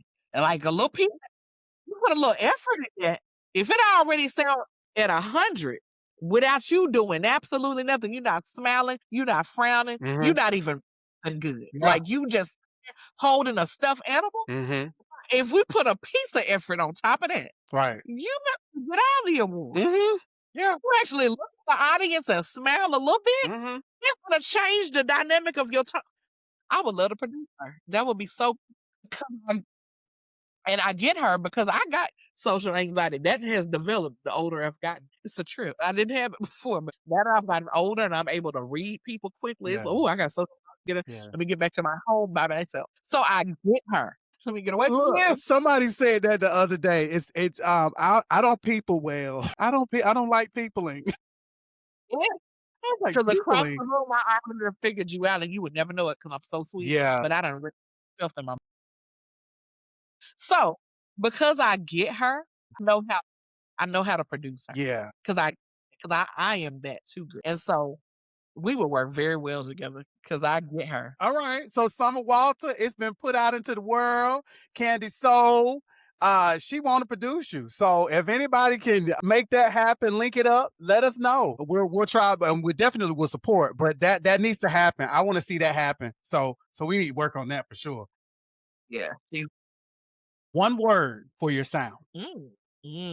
That's good. Wow. Okay. One word from Felt. Yep. Okay. Let us dig deep with us because you know you deep, but we want to know what you mean. So if I said feel, I'm asking you to do that. If I say felt, you felt it. Felt means it was done. It came from you. We got it. No explanation. Excuse me. If I feel, then I'm telling you to feel it. That means you ain't felt it. It's something that you're beckoning me to do, so I got to go figure it out. But felt is past tense. It means you already it's already done. Come on, friend. Felt is past Come tense. on, friend. Y'all hear this? That's why CandySoul is on the Paynefully Honest Podcast. Yes. For that reason right there. I don't need you to feel it. I need you to get it. Felt. Okay then. Okay, we're gonna go ahead and we yeah. So y'all let that marinate.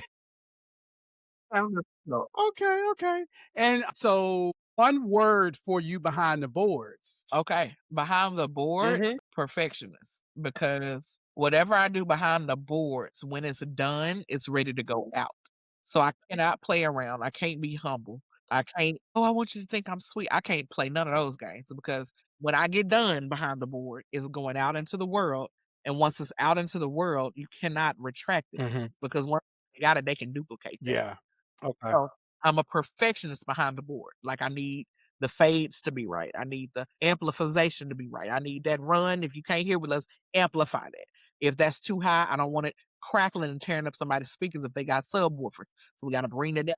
Like I am real strategic on mixing. So a perfectionist. That's where, because a perfectionist can be a gift and a curse. You know what I'm saying? But that's where I lean into that when it comes to behind the board, because behind the board, that's where the mixing happens. That's where the adjusting happens. That's where the perfecting should happen. Yeah. I'm a perfectionist behind the board. All right then. So we're gonna go ahead and close this out. I have maybe 2 more questions I want to ask. So what would you say to every woman intimidated walking into the studio? Okay.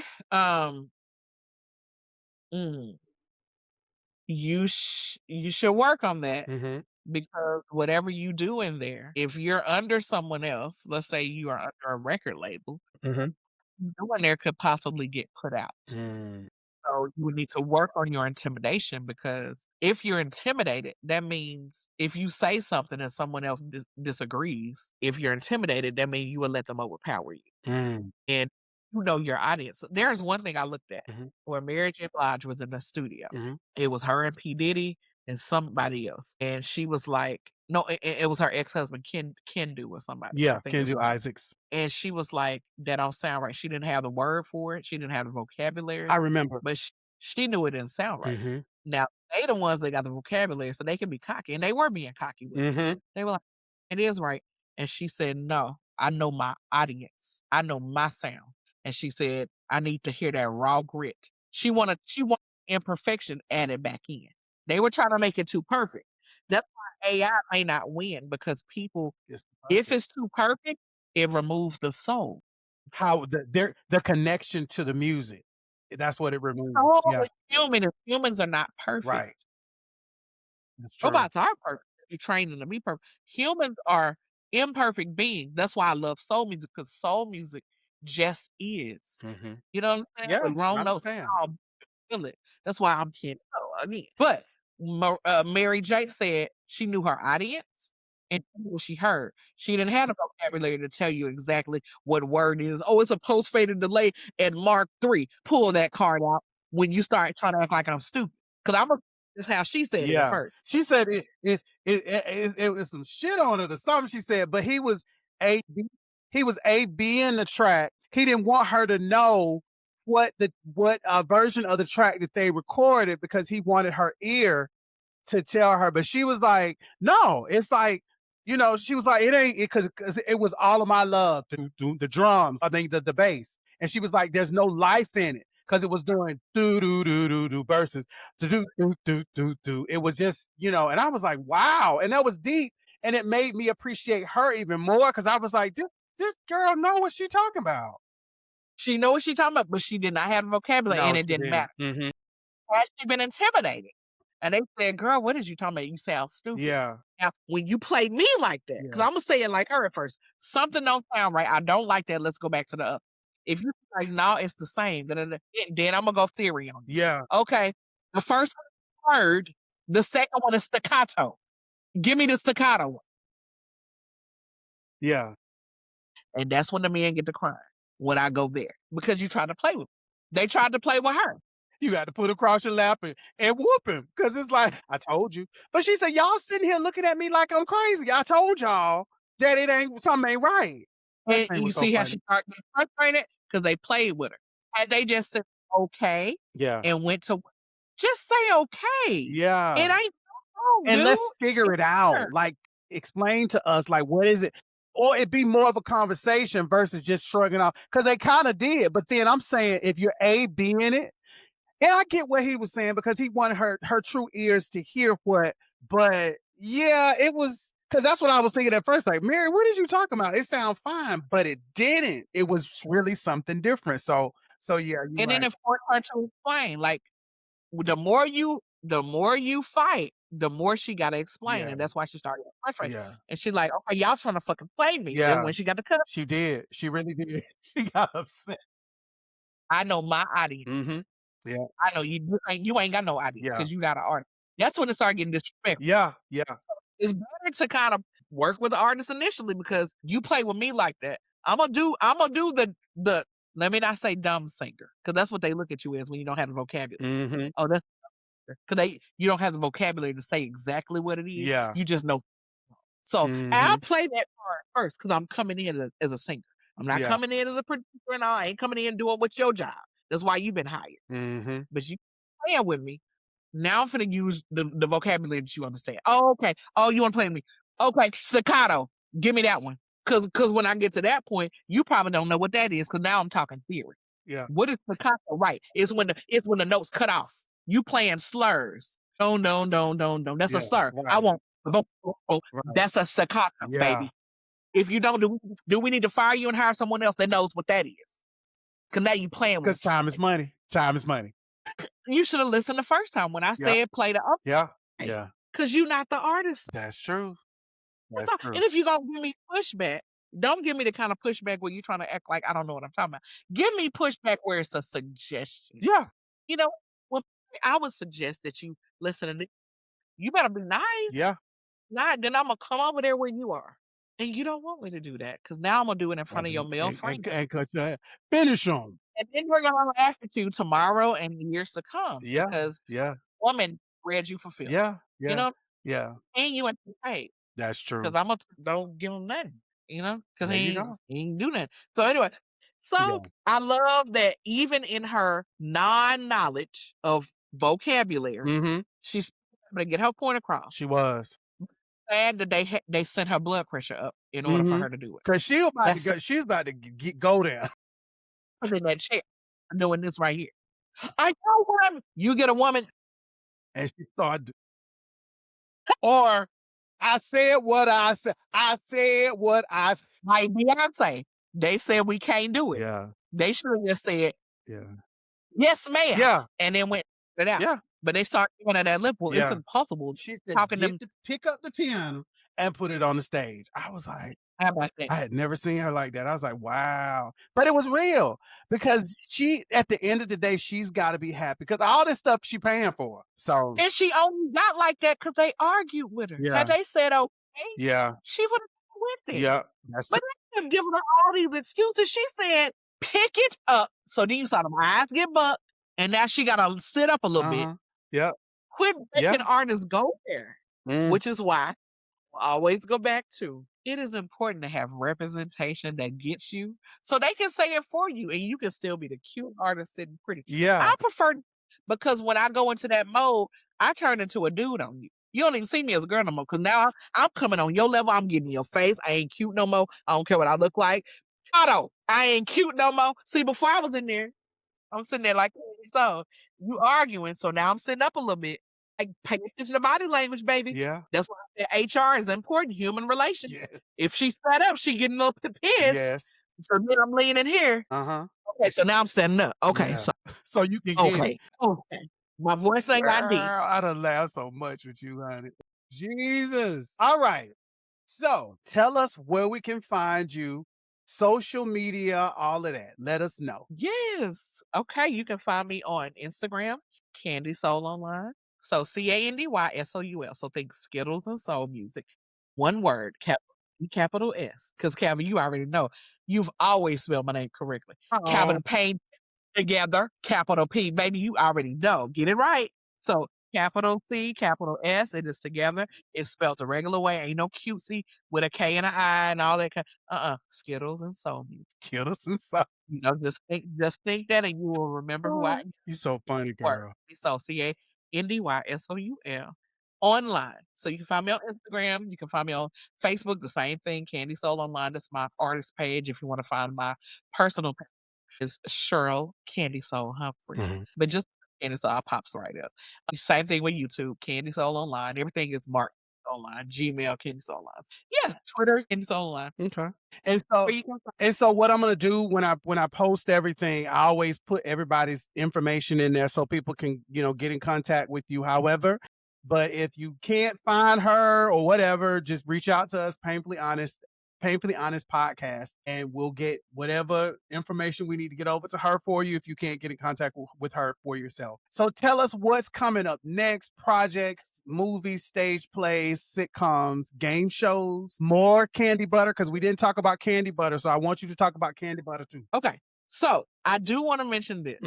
The last thing that I just recently did means so much to me out of all the things I've done. All right. So the most recent thing I did, I got to work with Mark Shaman. Yes. All right. Mark Shaman. So because, like I told you all in the very beginning, not only do I sing, I'm a songwriter and I'm a composer as well.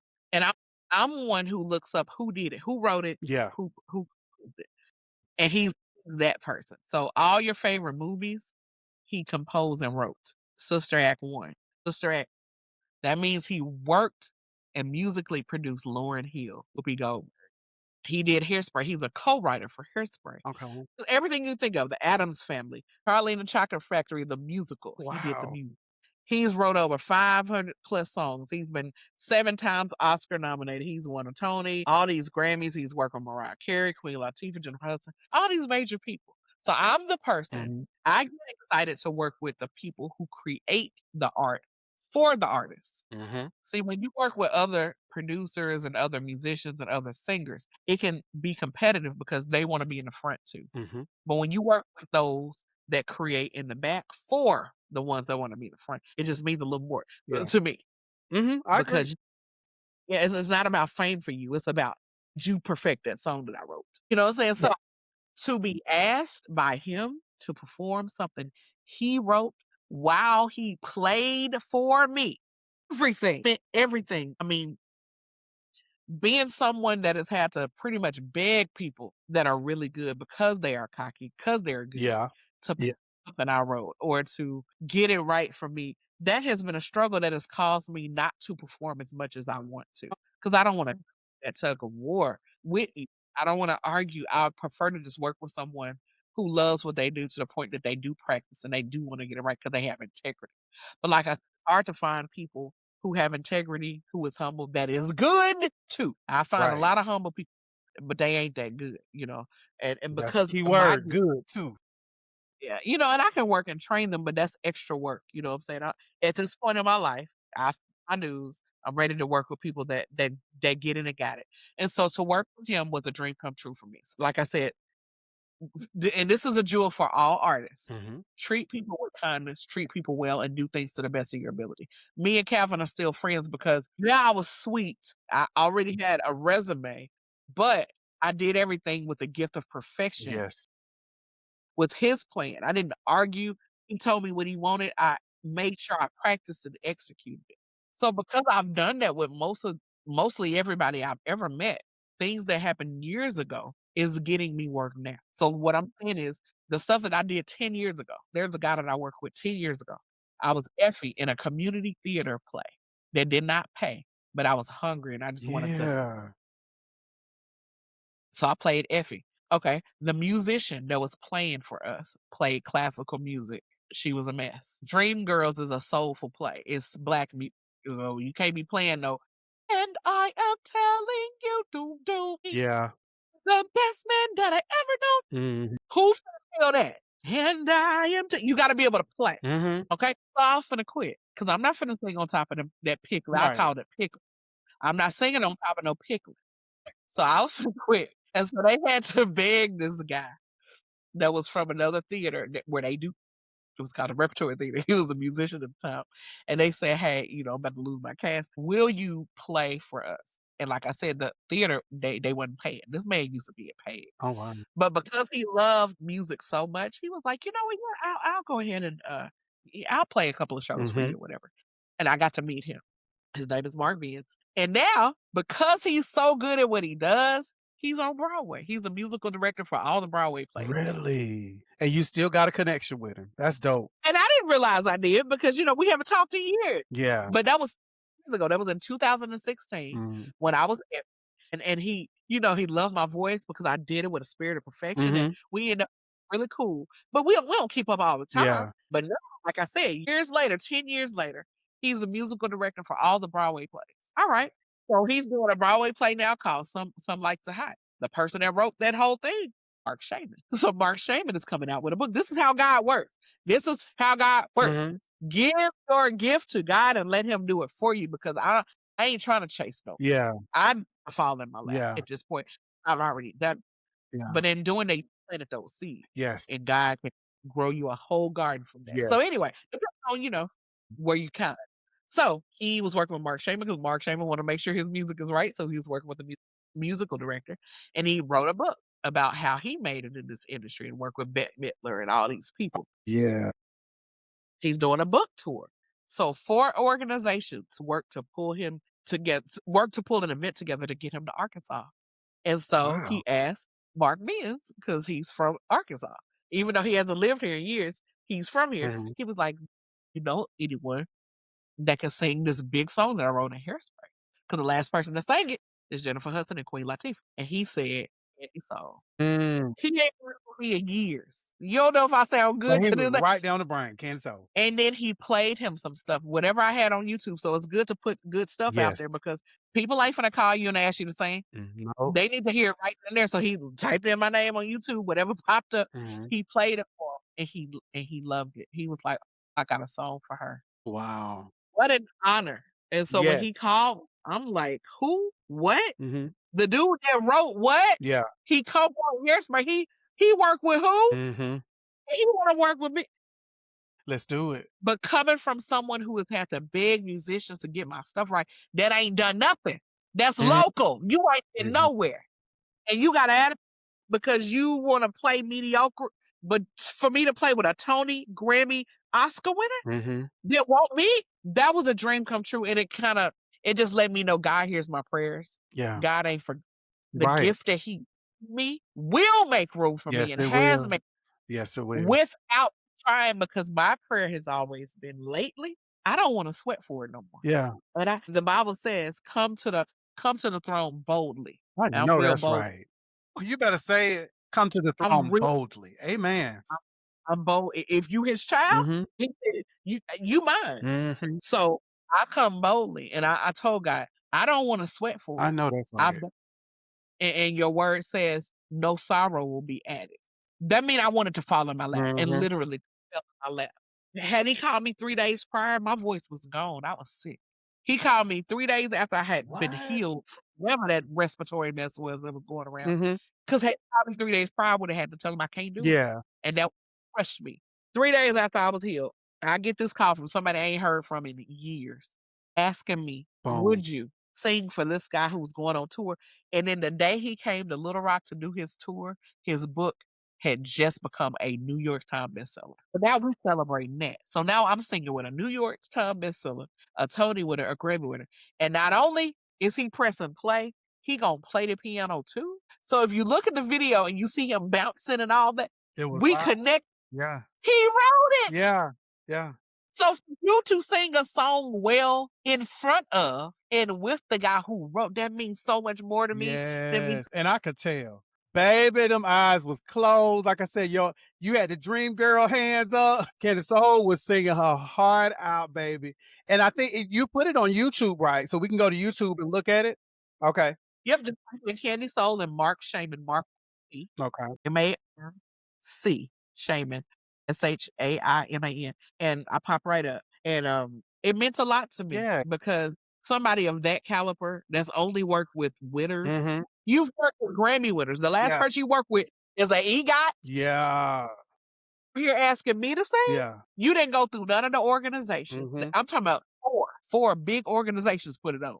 The Clinton Foundation, that's Bill and Hillary Clinton's foundation. Okay. Okay. Okay. The Okay. Arkansas Repertoire. The Symphony Orchestra. These are big companies. Arkansas Cinema and Film, the biggest entertainment companies in Arkansas. Mhm. Put it together. He didn't ask them. He asked somebody that he worked personally with, and that guy worked with me years ago and remembered me and thinks I'm amazing. So that means, Candy, you can have an opportunity of working with him again, because me being around doing music and stuff, when you work with good people, you don't forget them. They're Right. right here until next time. So that's a blessing that you performed with him. Because when I saw who he was, Hairspray is what got me. The one with Ricky Lake. I ain't talking about with Queen Latifah and John Travolta and all the Jennifer. I'm talking about the Ricky Lake. That's the one he wrote. And honestly, in my book, the one that Ricky Lake was in is Hairspray. Ain't it the All best? them other ones, Yeah. I don't. I haven't watched them. I don't know. He wrote it. He wrote it, and I've watched that movie so many times. If you've not watched the original Hairspray with Ricky Lake, you are missing out. That when I tell you, that is a great movie, and then it also has Divine in it. One of the first, I think, drag queens or something like that that was in the movie as well. She played Ricky Lake's mom in the movie. So yeah, really, really good. Really, really. And I think Joan Jett is in there too. She played one of the popular girls' mom, if I'm not mistaken. But yeah, that was a great movie. It's such a great movie. So It was something I would have never thought of. That's how I know it was. yes, but you deserve that. You deserve that, Candy. And you will have, and you encouraged me too. You will have what you have put out into the world. You will have it. I received that. Let me tell you, Calvin, Mhm. the last thing I did that was big, but it wasn't recorded. So if it ain't recorded, it's like it never happened. And that's sad that I think that way, but that is how I think. And that's Yeah, how you need a way to remember it. And can't nobody see it, then it's just me talking about it, and you can believe it or not. But if I got footage, Yeah, and you allow me to have footage, yeah. I'm gonna say this. I'm gonna make it quick. No, you're fine. Take your time. The last person that I performed with that was huge was Jamie Foxx. Okay, tell us about it. I did Beat Shazam, and there was a moment on Beat Shazam where he did something out the blue. I was talking about candy, but I had gave him one of his daughter a candy butter or whatever because it was her birthday. Okay. And he got on the piano. He started singing, "Candy Soul," just making up something. And he looked at me, and my sister was like, "Go over there." And I walked over to that piano. Jamie Foxx gave me the mic. I'm trying not to cry. And we created a song on the spot in front of a live studio audience. I started just, whoa, and he was boom, boom, boom. He playing it. He playing whatever came to his mind. Yeah. I'm vibing with him, and we're creating a song On the spot. On the spot in front of a studio audience with Fox cameras. Wow. They did not air that. They did air one song. Because I wrote a theme song for the show. Okay. It is kind of, hunky dory, just fun and stuff. But it ain't my vocals. You gotta be quick. You gotta be high. It's something catchy. Yeah. But my vocals, woo, all that salt, that was with me and him. And when I got done, he said, "Oh, girl, you can sing.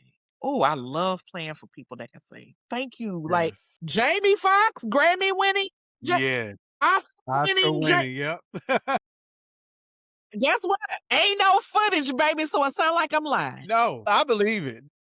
You believe it? You fine. I believe But you it. know it. Mm-hmm. Other folk don't know me. Yeah. So Yeah. it's so frustrating to describe that to somebody that's looking at you like, "Girl, what?" Girl, what? Yeah. You know what I'm saying? And Yeah. I ain't got nothing to show for it. Yeah. And then the producer, and that's the thing about Hollywood that I hate. Yeah. People will sell you a dream just to get that happy energy. It's like they absorb. It's so nasty. Yeah. One of the producers, I don't give it. I ain't gonna say his name. I would if I was real wretched, but I ain't gonna say his name. But one of the producers that was working with me and my sister, he walked up to me after we just did that song. The audience went crazy. Cause we creating something original on the spot in front of y'all. It was amazing. Yes.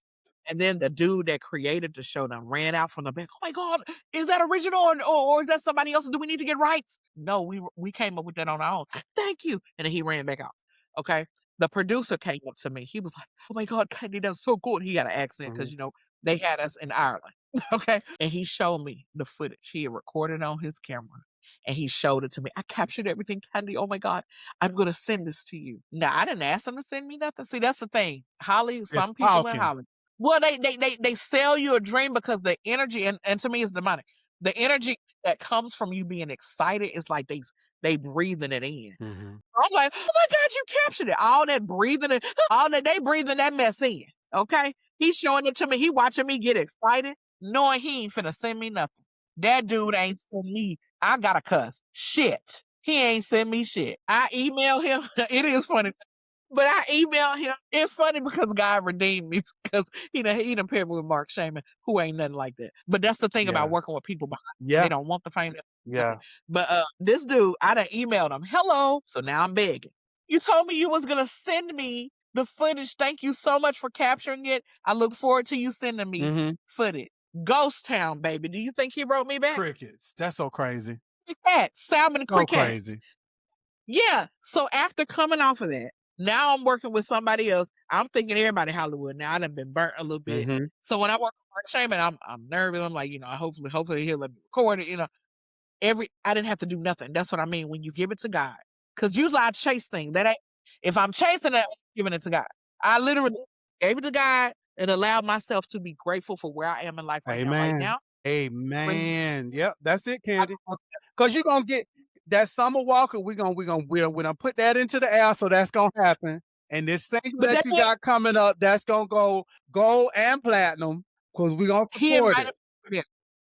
And he invited me for dinner after. I didn't have to ask. See there? He invited me. That's awesome. And we got to eat in Bill and Hillary Clinton's luxury apartment at the top of this building. Wow. And I'm up there with the executive, and he invited me. I didn't ask. I got to record it. That's what I'm saying. He had integrity. Yeah. He included in it all his marketing. He had my picture in there. That's what I mean. Like when you start allowing God to do his thing, it'll be everything that you wanted and more. Yeah. I never asked God to work with a composer. Amen. Amen, y'all. Amen. I done got put with a composer that writes for Jamie Foxx. Yes, that's dope. That's dope. So anyway, and that just happened. So tell us about what other gigs and stuff you have coming up, boo. In entertainment, things happen as they happen. So right now, I don't have anything coming up except me working to release this single. Okay. I'll be working with other artists. I work with this organization called MAAA, which is it's called the Mid-American Arts Alliance, where I help other artists pursue their gifts. Okay. They gave me a $10,000 grant when I was about to give up on music. Wow. And now facilitator. So I work with other artists. So that's coming up. They have a camp coming up where they're giving 25 more people $10,000, and I get to help them and tell them pursue your gifts and do one-on-ones with them as a former recipient. So I'm doing that. Other than that, it's just whatever happens, like I'm just Okay. allowing. So you ready for Anything opportunity to come. I got you. ready I and got you. willing. So tell us about, we were talking earlier and you had mentioned about your brother and the scholarship that y'all have. So kind of tell us about that. Yeah, so my brother is James Humphrey Jr. He's a junior. My daddy is James Humphrey Sr. And he passed away while he was pursuing his master's. And so my dad took the pain of all that and wanted to turn it into something positive. And so since he was pursuing his master's degree, my daddy has he chose to create a scholarship in his honor to help other students pursue higher education. Okay. So Okay. we've been doing that for years, since 2000, I don't know, since the 19. So Yeah. yeah, 1996. Yeah, 1996 and to now. So it's called the James Humphrey Jr. Scholarship Fund. Okay. And Scholarship Fund too, because we got two of them. Oh, okay. And so And tell us how many students you guys have put through college? it's been over 100. Over Wow. 100. Okay.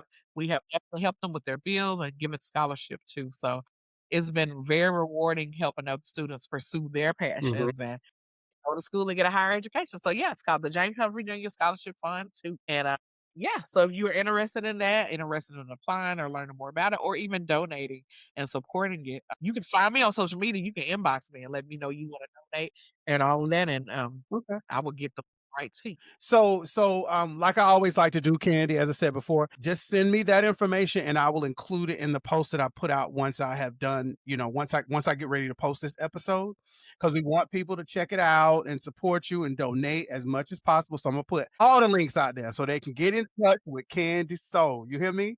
So this is coming to the end of our episode. Oh my God, it's like the time just went through. Went on by. But before I do go towards the get to the end of this episode, we want you to like, share, and comment. We need your feedback as far as the Painfully Honest podcast.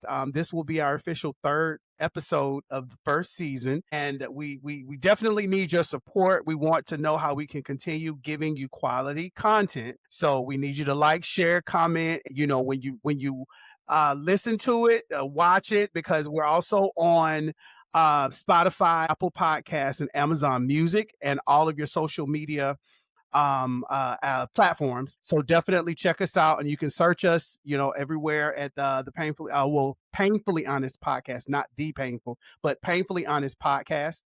Send your feedback. We love to definitely hear from you. So after you finish watching the episode, kind of leave us a comment, let us know what you think, give us some feedback, and then also suggestions for shows. We're looking for suggestions as well. Anybody that want to come on and you have a platform or any type of community service that you might be doing, where we built this podcast to help better the lives of others. So that is the preface for the podcast, and we're going to go ahead and close this out. But before I close this out, I just had a couple of thoughts that I was pondering prior to putting this podcast together. So I just wanted to share a few things. So here we go. As we close, let's name this for what it is. Not a quest for permission, but a reminder of authority. Producing your own sound as a woman isn't a trend. It's not a moment. It's not a reclamation. It's stopping the shrinking, stopping the waiting, stopping anyone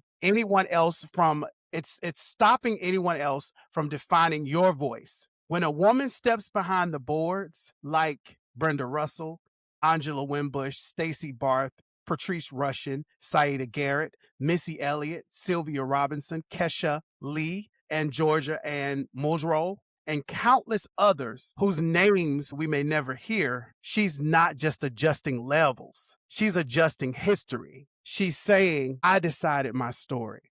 I chose the tone. I amplify what matters and silence what doesn't. This is power. Claiming space isn't ego. It's alignment. Your perspective is not secondary. It's essential. CandySoul, again, I want to thank you for your honesty, your courage, and your leadership. And to every woman listening, especially those behind the boards, and behind their vision, hear this: you belong. Your voice is not optional.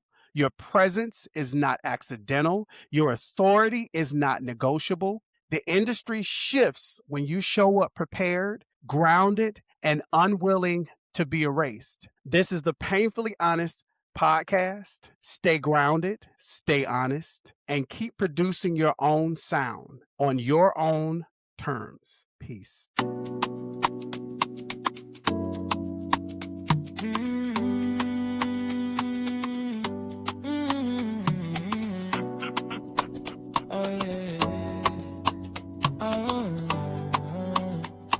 Yeah. It's painfully honest. Yeah. You know the vibes.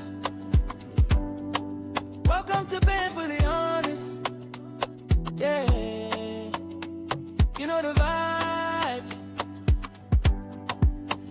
It's painfully honest. Welcome to Painfully Honest.